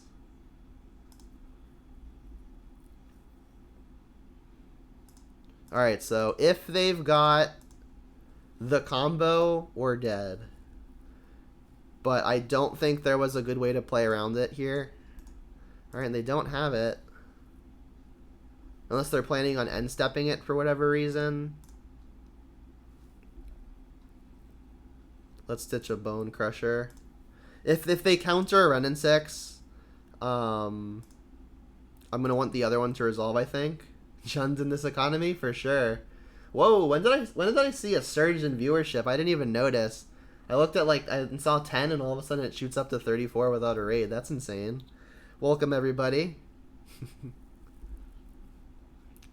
All right, so let's jam for 5, right? I guess if they plan on countering a planeswalker, that would actually add a type. So I should I think go for the first Renin 6 first. Spam them 3/2 trophies. That's right. Alright, let's play around Bolt by getting something back immediately. Jam for 5.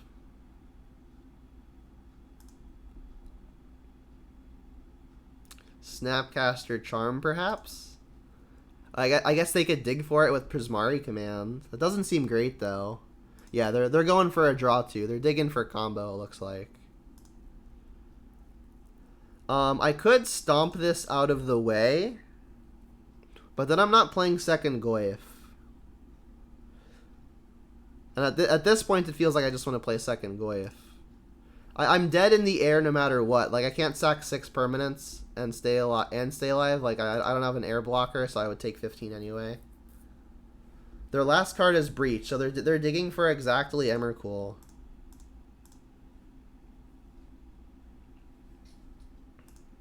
I could shock this to hold up a stomp, but it doesn't feel super worth it. I should have tapped a little bit more smartly. Oh, I guess no, it doesn't matter. I have Ren and 6 in play already. I should have played Ren and 6, but I have 1 in play already, so that'd be stupid. Yep, they're digging combo. Can you hit Emrakul? Apparently not. They could still Cryptic as a way to buy some time. I guess I could lead on sacrificing Peatland. Maybe I find an Inquisition or a Thoughtseize. I guess we'll do this first. Maybe I want to discard the card that I find. Inquisition, Thoughtseize, Brutality would be the best draws here. Unfortunately not. I want to do this before the tap draw so the opponent discards cards without knowing that they're going to be plussing. Or, sorry, without knowing what they're drawing off of Cryptic. Assuming they've got Cryptic. They discarded a Breach. Interesting. I could Liliana plus again. But I mean, I've got a few different routes to lethal if the attack works. So let's just go to attack and see if it even gets to happen. And it looks like it does. Alright, cool.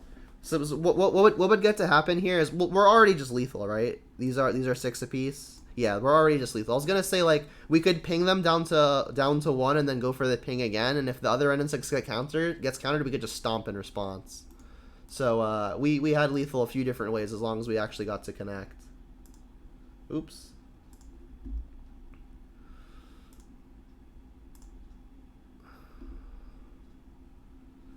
So here is the experimental Bonecrusher giant pile for all y'all who are new here. And if you are new and you like what you see, you should definitely consider hitting that Twitch follow button. It's a great free way to support what I do. I play mainly Jund, but I do a couple extra things on the side. And as I say that, thank you so much, Flipperippa. Thank you, Flipperippa, for the follow. I appreciate your support. And if you really like what you see here, all of these leagues are being recorded, including this one, and they all go to my YouTube channel.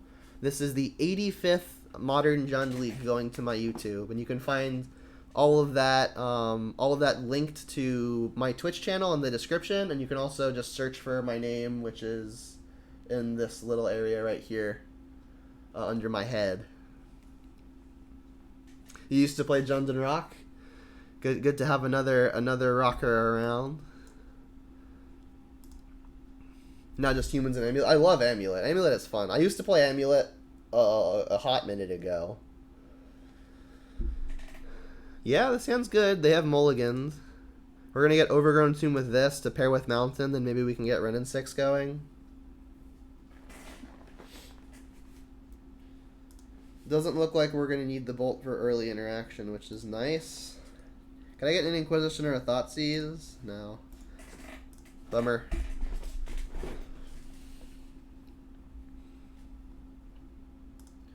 Blue and green. Interesting.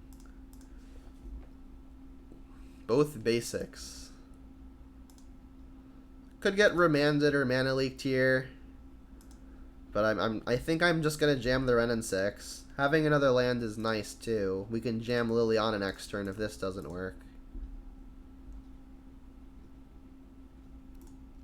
Boo. How many 5-0s of the 85 leagues? Just one. You're saving money to buy a new deck? You could play black, green, blue, then you can play black, green, and Snapcaster, right? They remanded and did not find a land.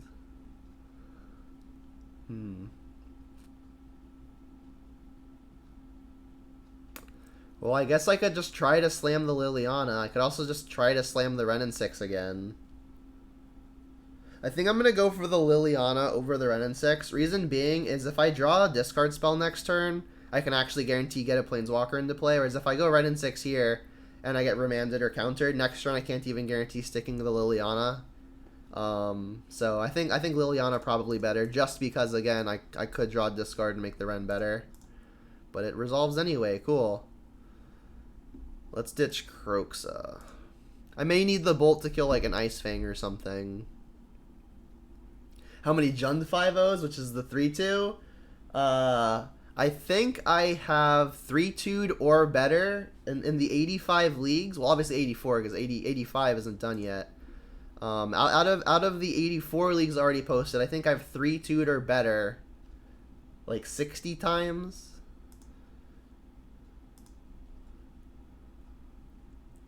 Yeah, my track record with Junt has tended to be like pretty I think above average. I think I've run pretty well in a lot of spots.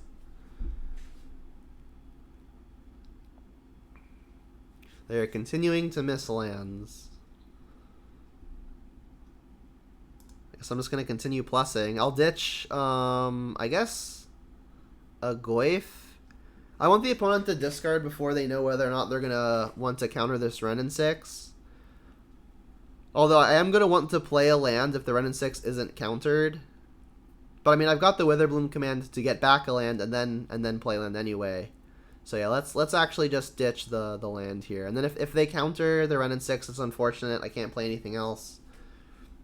But I think all the spells in my hand are probably still better. And they didn't counter last turn, so it feels pretty likely they're not going to counter this turn either.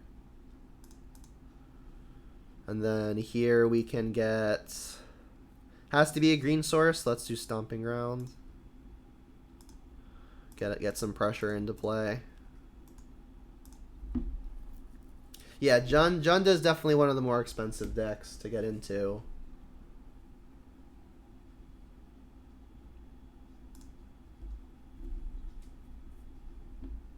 So we're playing against blue-green, something with Remand. Spellbomb probably fine. In case they're playing Snapcaster, which is pretty likely, actually. I don't think blue-green is going to particularly shine as a Fatal Push matchup. I really didn't get enough. I really didn't get a lot of info. I guess, like, Ashiok could be good.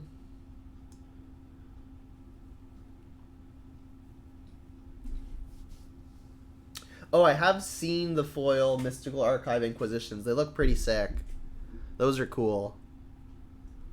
Maybe Brutality is good. We really don't know what the opponent is doing. They played basic island, basic forest, and then they remanded us. And that was the entire thing that they did. I guess versus counters, Inquisition is going to have at least one good use. I don't think we're bringing in Ashiok in the dark.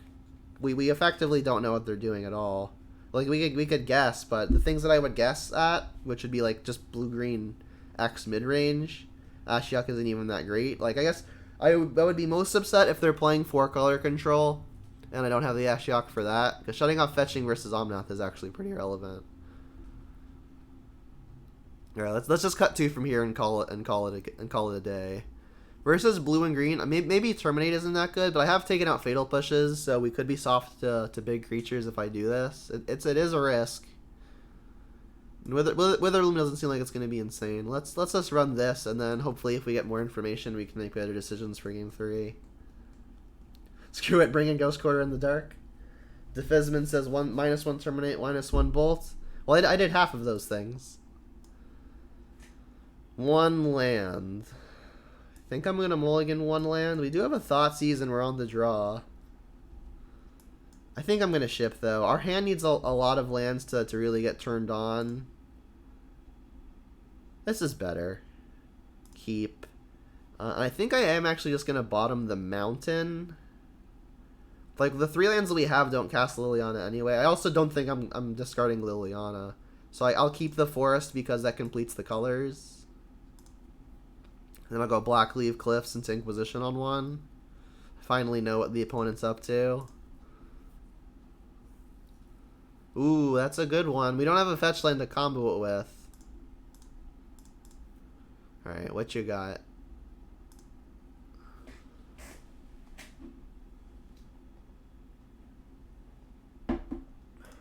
You got a Veil of Summer, that's what you got.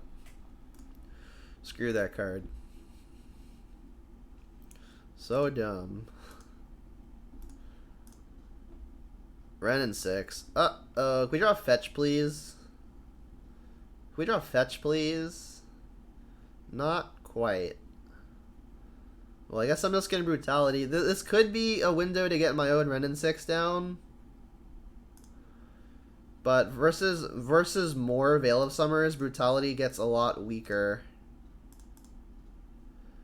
Alternatively, I could just play a Spell Bomb to negate the next Renin 6 activation. Yeah, let's do that. I need to find lands, right? This gives me the most looks at it, while also getting some other value. Veil of Summer into Renin 6 is going to be pretty difficult. And they are playing Mountain, so this could actually be 4-color control. So glad you needed one CMC Cryptic. Thanks, Watsy. Very cool. Yeah, pretty much.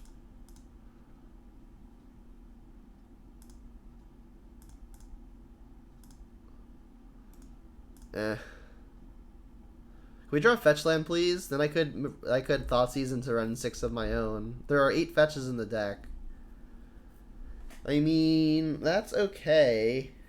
Let's, I guess, lead on Thoughtseize. They're more likely to remand if I don't show them the other black source. Although I guess I need to tomb first, right? Because I can't actually play red and 6 if I tap out a red. So we'll shock Thoughtseize off of tomb. Probably get veiled again. Ugh, brutal.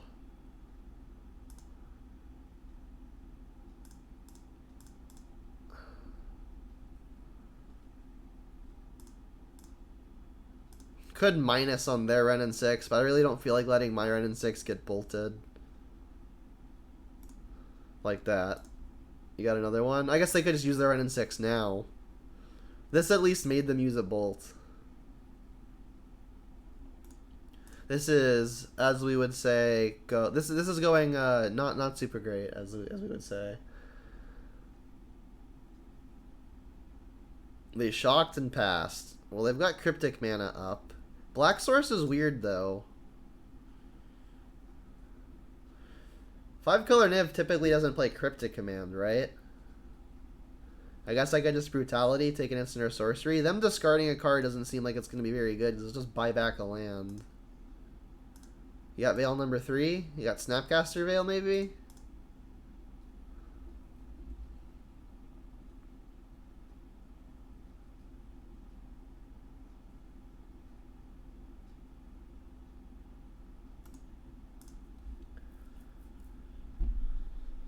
Yeah. Well, let me tell you, 3 Veil of Summers and a Renin 6 are pretty hard to beat from the deck trying to grind the other, trying to grind the opponent out.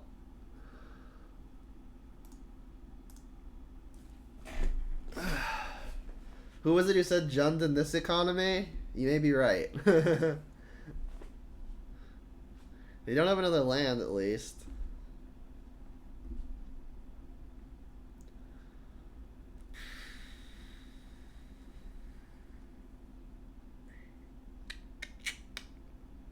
We can't even escape Croaks off a basic forest. I think I'm just going to go for a Liliana Plus. Liliana Minus doesn't do a whole lot because they just ping it dead. That doesn't seem good. But Liliana Plus doesn't do a whole lot either. So maybe what I have to do here is I can cast Croxa. I can like fetch shock, try to stomp this. I can also just go for casting a 4/3, but it doesn't seem like it's going to do much of anything. So let's go for a Croxa, and then I can fetch shock Stomping Ground.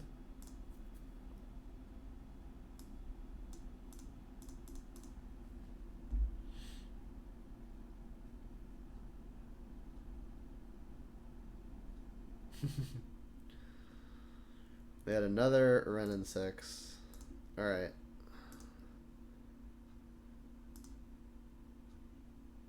Yeah, I'm obviously going to stomp on their turn, so if they really care about it, they'd at least have to use their turn's mana on it. Maybe I just get Blood Crypt. Yeah, let's do that. Get 3rd black, 2nd red. 3rd black could be relevant if I draw Inquisition or Thoughtseize next turn and I want to use it to get a Liliana down.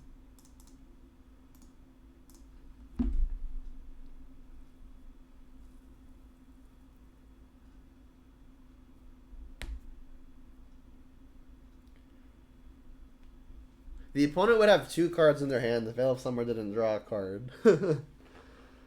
Yikes.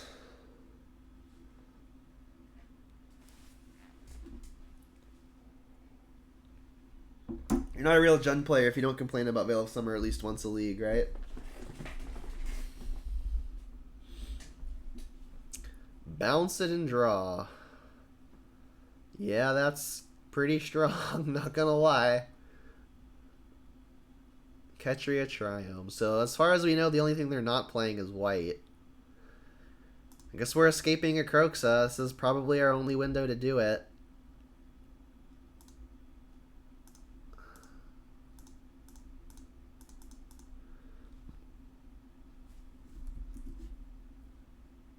I tapped poorly. Red, black. Here we go. They've got instant Planeswalker. Let's leave creature and the land. I'm going to leave the Mire over the Verdant, because if I draw Ren and 6, I've got Forest and Play already, so Verdant is worse. I guess we should leave Artifact if possible, and the Sorcery if possible. They've got Walker already. So I have to exile one thing. I guess I should keep the land over most other things. We play Kolagon's command, so Bonecrusher is good to leave. So I guess let's... Artifact is going to be pretty hard to get back in the yard, so let's just get rid of the sorceries here. That's what I got. Got to imagine they've got a way to deal with this. So they are playing white. So they are 5 color playing Cryptic Command. I guess it could still be Niv, but I don't think Cryptic is very common in Niv piles, right? We have dodged Etron this league. That much has been lucky. And we also dodged Regulatron. Yeah.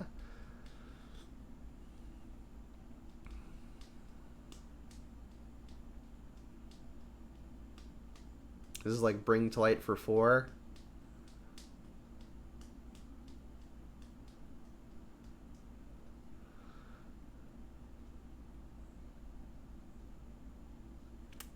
Yup. Bloodbraid. We can draw Bloodbraid. That is not a Bloodbraid. I mean, Bloodbraid to like cascade into something, kill Tibalt, could be good. Alright, let's bring in these Ashioks now that we know they're actually pretty decent. Wildfire might be interesting to make their mana more awkward. They can't be playing many basic islands, and they're playing Cryptic, so like maybe Wildfire is good. Pillage on the play could be similarly good. This is round 5. Wither command looks good too. Which modes? It doesn't seem very useful to me. Like Mill 3 Return to Land doesn't seem fantastic. They don't have anything that the second mode kills. There's only Snapcaster for the third mode, and Drain 2 hardly seems like it's gonna matter. Oh, it kills Ren and 6. That is relevant. That is relevant. So perhaps a consideration. They seem pretty light on Planeswalkers, so bolts get worse. I guess if we're really worried about burning a Planeswalker, we've got Bonecrusher and Kolagon's command. Do we keep Witherbloom command only for Ren and 6s? It's definitely possible. Ren and 6 is a pretty big issue.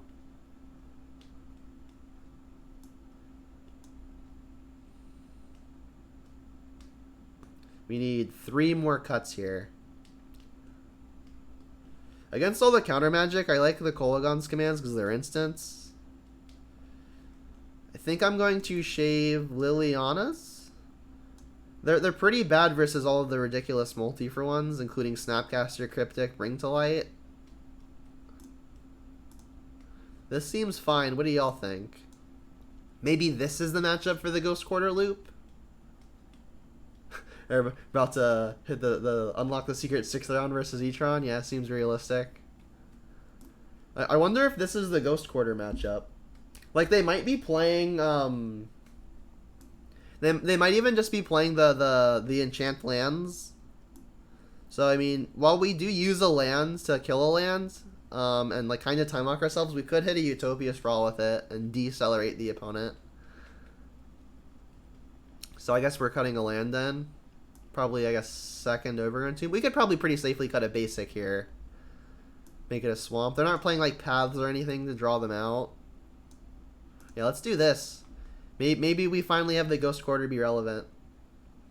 How do I like the Giant? The Giant has been fine. It has never been terrible, and it has never been great. We're on the play with the Inquisition. Like, all in all, I think my opinion on the Bonecrusher Giant has been slowly creeping upwards. Like, it's been one of the better cards in a few matchups, and it's never been god-awful. So they have the Veil, they've got the Ren and 6, and the Valkyrie. We don't actually have any more black spells that we want to target them with, and Ren and 6 makes our pillage look a lot worse, so I think I'm just going to take that.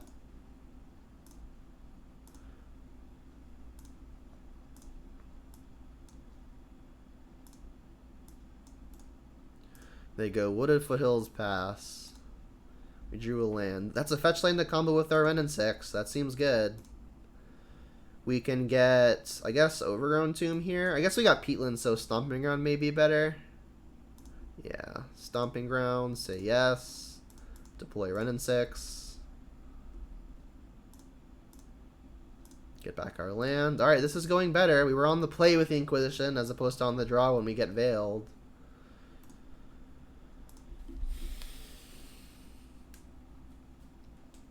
Yeah, it's never been a star, but it's always been a role player. I think that's a good assessment. So they played Misty. There are 2 cards we don't know about. I think I'm just gonna go for the Pillage here. Wildfire is interesting too. Pillage is more significantly gonna set them back though, because it just straight kills the land. So let's get basic Swamp now. I've already got double red. Return the land, go for Pillage. They could have Remand or Mana Leak, which would be unfortunate. But this doesn't get Veiled.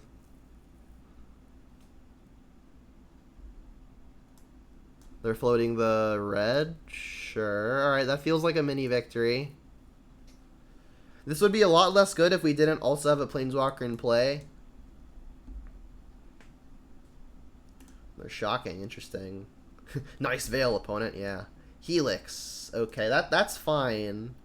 I guess if they find a red source and a bolt, they could finish off the Ren.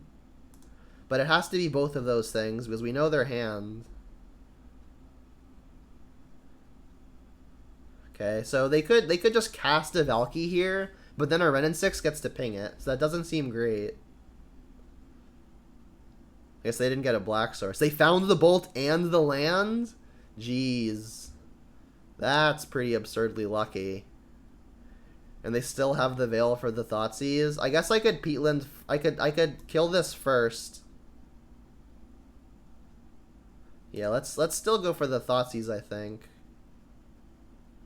Although I could just get the Bonecrusher down to start attacking, and that also seems good.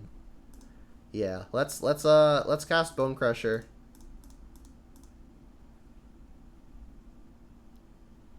And then get the Mire in. Not going to cast the Thoughtseize until the opponent taps out of green, which I will attempt to force next turn with the Wildfire if I don't find something better to do.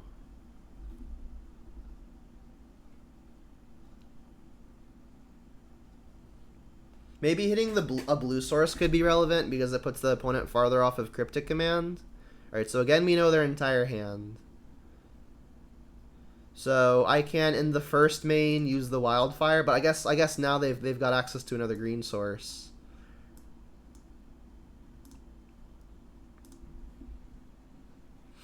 They've drawn pretty alright. They killed a Ren and 6, which was really unfortunate. Hey, that's pretty good. I guess let's play that. Start applying some pressure. We know their hand exactly. We revealed a Bob. That's good. Especially with our hand being not so action-packed. There's one Bob in the deck. There it is. Jam for 7, put you to 9. Play a Peatland. Cycling the Veil. Yep, we did play a black spell. Maybe they're digging for something like Supreme Verdict. I don't think they're playing many of them. It's mainly just a Bring to Light target, right? Still can't Thoughtseize because they're under a veil for the rest of the turn.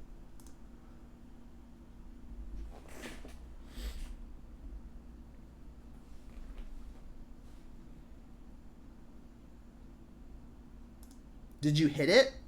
Okay, this is probably just a cryptic command. But I mean, we have a Dark Confidant starting to trigger, which is a good spot to be. All right, so I'll open the cards that they know of. I guess let's lead on trying to attack. We know that they're going to probably tap draw here, and then we can Thoughtseize to take what would potentially be a verdict. Like a Bring to Light would be a verdict too, right?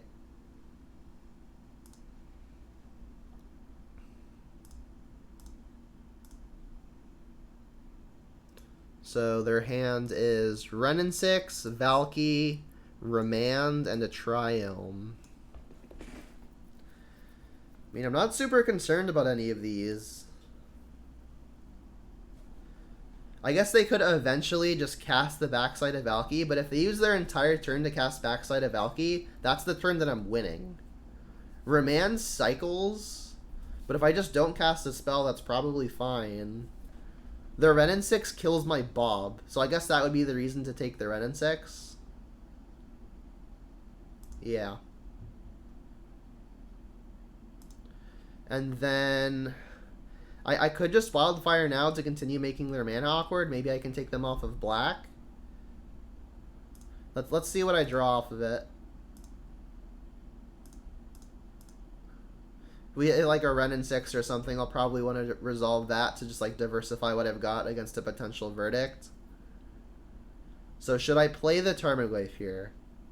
It's much weaker to Supreme Verdict. I think I'm just going to play a land, say go. Like they're kind of forced to be the one to act against the Dark Confidant, right? Otherwise we're just going to sit back and continue generating resources. And it also is much weaker to a Remand if they find a Remand. Omnath is quite a good hit. That punishes us for not playing the other Goyf. We no longer have lethal. And they found the fetch. Jeez. Well, playing the fetch now actually doesn't matter. I guess it does, because now on their turn they get to gain another 4. I'm going to sacrifice the Peatland, try to find some more action.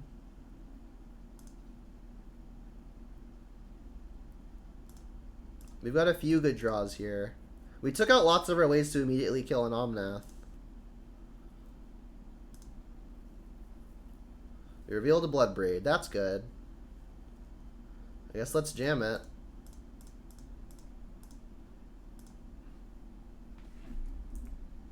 Tapped like a dingus. Let's try it the correct way. So they're at an effective 14 here. We hit Wildfire. Interesting. Funny enough, this is going to have them gaining 4. That's probably fine, though, right? It was like they're going to be gaining 4 anyway.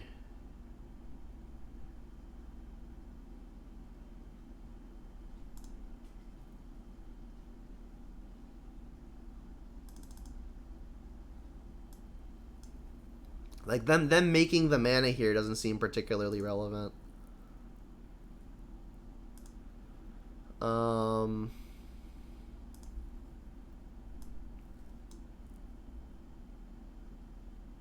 Yeah, I could hit my own land, but like they're gaining the life anyway, so I think maybe making their colors more awkward may be better. They're gonna Remand with the mana they've added. Sure. So if I attack all, nothing good can happen, right? Let's, I guess, only attack Bonecrusher then. I didn't imagine I'd be losing this game, but they drew like 4 cards in a row that were very, very good. Killing my Wrenn and 6 on the only window they had to do it was really good for them. Was that Wrenn and 6 would be having my Bloodbraids attacking because we could finish to ping it. So I guess now what I'm doing is getting basic Forest, casting Goyf. Yep.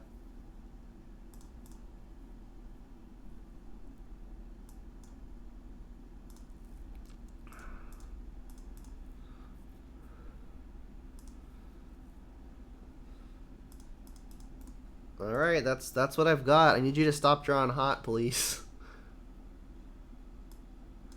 Again, they can play their Triumph, go back up to 13. Alright, they're cycling. That's at least a good sign.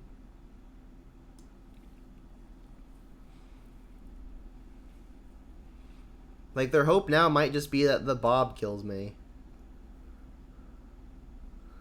Which is possible. It's not super likely from this point. They're playing stuff like Helix, though, so I mean, I could just be in danger if I take a significant hit.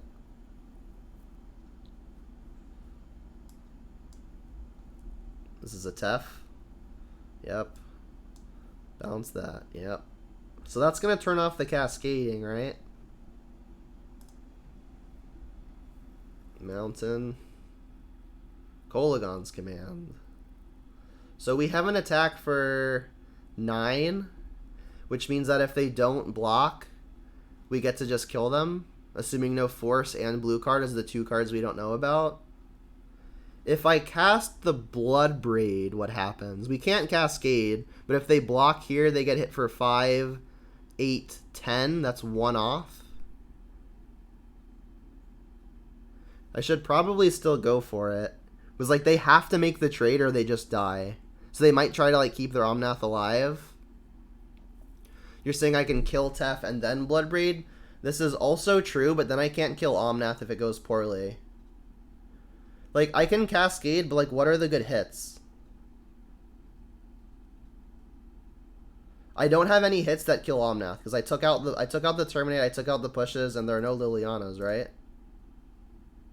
There's 1 Liliana.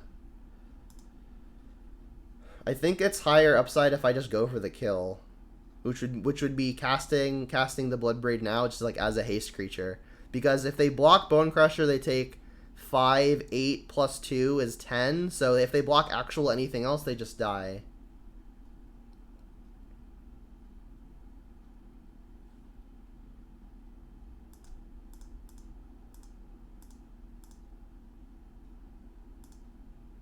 So this is gonna be like a semi bluff here.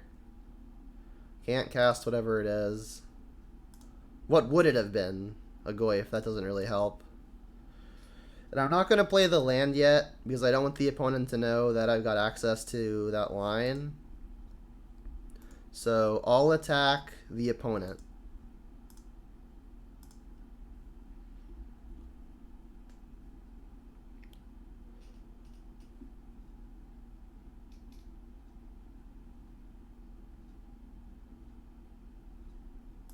So, no force plus blue card, please.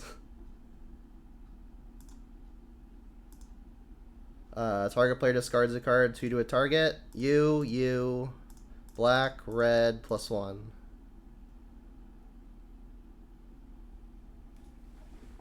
Nice. Got that Jund trophy! I have new product. Woo! Spam that Jund trophy in the chat if you've got it. I got a bunch of subs in here right now, right? Jund 5-0 baby. All right, so we're gonna do a quick deck tech slash summary for purposes of the recording. There are those Jund trophies. Those beautiful Jund trophies. All right, so let's start with the sideboard. We don't usually start with the sideboard. So we boarded it in everything at least once, right? Oh, we boarded in the Ghost Quarter only once versus that last opponent, but there were never really any matchups where it would have really shined. We didn't play against any Tron or Amulet variants, so it's still probably worth the slot, but I haven't really gotten the Ghost Quarter to work yet, but again, I've only had 2 leagues with it. The Spell Bombs were good as well. The Spell Bomb I think was probably the best card in the sideboard today. We brought it in, I think, every matchup, and it was never like the slam dunk game winner, but it definitely contributed its part. We brought in Push, I think, only once versus the Burn opponent, and it was fine. We still lost there, though, unfortunately. The Lantate package looked pretty good. For a similar reason why they weren't excellent to Ghost Quarter, we just didn't face those matchups where they would have particularly shined. The Brutalities were good when they weren't getting Veil of Summer. The Engineers were good. We brought it in versus the Saheeli Cat combo, so cats wouldn't hit us for anything, and it did work. And then the Ashiok's were good, and then the Cletus was good. We didn't really have any aces. We didn't find a single sideboard card and have it win the game on its own. So I think the 3-2 record can be mostly contributed to just like how well the main deck did. And the experiment in the main deck again was Bonecrusher Giant. This is my second league with this exact deck list. And while the Bonecrusher was never the end-all be-all slam dunk card that won us a game, it was never bad. Like the worst it has been in the 10 matches that I've played it, and I think I've played it in every single match so far. The worst that it's been was just like a solid clock. Albeit it's not a very efficient clock at 3 mana, but it does 2 jobs medium to well, which is it interacts with the opponent and it provides a decent amount of pressure. So I mean it's been actually pretty decent, and I'm going to continue testing it because after its performance this league and last, with it pretty much never being dead, I think it might actually be good enough. Who knows? We're going to keep on trying it. I guess the other thing that I should definitely talk about, which is the other experiment, is Witherbloom Command. I'm not super confident that this card is good enough. I know lots of people were suggesting it, and like it has been fine. Like we've had some pretty cool scenarios where like we've done. Sorry, I keep saying like we've used the first 2 modes. I think I've played this card maybe 10 times now, and of those 10 times, I think 8 of those times I used the first 2 modes, and we've had some cool scenarios where the first mode would like buy us back the land that we needed so desperately to top deck, and we milled a Croxa. But those feel like pretty lucky instances. And the only really relevant mode on this I think the only consistently relevant mode on this card has been the second one, which is destroy a non-creature non-land with covered in mana value 2 or less. But like even with that mode, you're not really trading up on mana, and there aren't really a whole lot of permanents that as a Jund deck you can't already beat. So like this card does not seem super strong to me, and I honestly don't think it's going to be good enough long term. It's definitely cute to try out, but I think from a more competitive stance, this card just isn't really doing what we're wanting it to do. Because again, when you're comparing it to something like Kolaghan's Command, every single mode on this card involves you being up a resource or your opponent being down a resource, right? So this is almost definitely a guaranteed 2-for-1 every single time, and you're almost guaranteed in every single matchup to have at least 2 modes that are very relevant. Whereas this card, there's really only ever like 1 or 2 modes that are even half good. Whereas in any given matchup, the other 2 matchups are just the other 2 modes are pretty much completely dead. And even when the modes are good, they don't necessarily generate like a 2-for-1 resource advantage. So like it just doesn't seem very good to me. It's definitely cute. It's gonna have its matchups where it's fine. Like if you play against Burn, for example, and you can like use the first mode and the 4th mode to drain him, maybe buy back a land that can cycle. It just doesn't seem good. Like the first mode, you need help for it to be good. The second mode is often the best mode, but only like 50% of the time. The third mode never kills anything, and then draining is just really not what you want to be doing because it's usually like the last spell that you cast, and that's kind of a win more situation. We're not really of the mindset where we want to be a win more strategy. We want to grind the opponent out and eventually win the resource game, and this doesn't really do anything to help on that axis. So I don't think Witherbloom Command is good. I think Bonecrusher Giant might be. But we're going to try to answer that question in future iterations of the Junderdome. There's a lot of people here right now, so if you're new here and you like content like this, you should definitely hit that follow button on the Twitch channel. It's a great free way to support what I do. And all of my Jund Leagues, including this one, get recorded and uploaded to my YouTube channel. So there are already 84, about to be 85 Jund Leagues posted to my YouTube channel, plus a few extras like Shadow variants and Abzan variants. So if that's the kind of Black-Green X/Shadow content you like, definitely hit me up over there. Drop that free subscription and that free follow here for more awesome Jund content.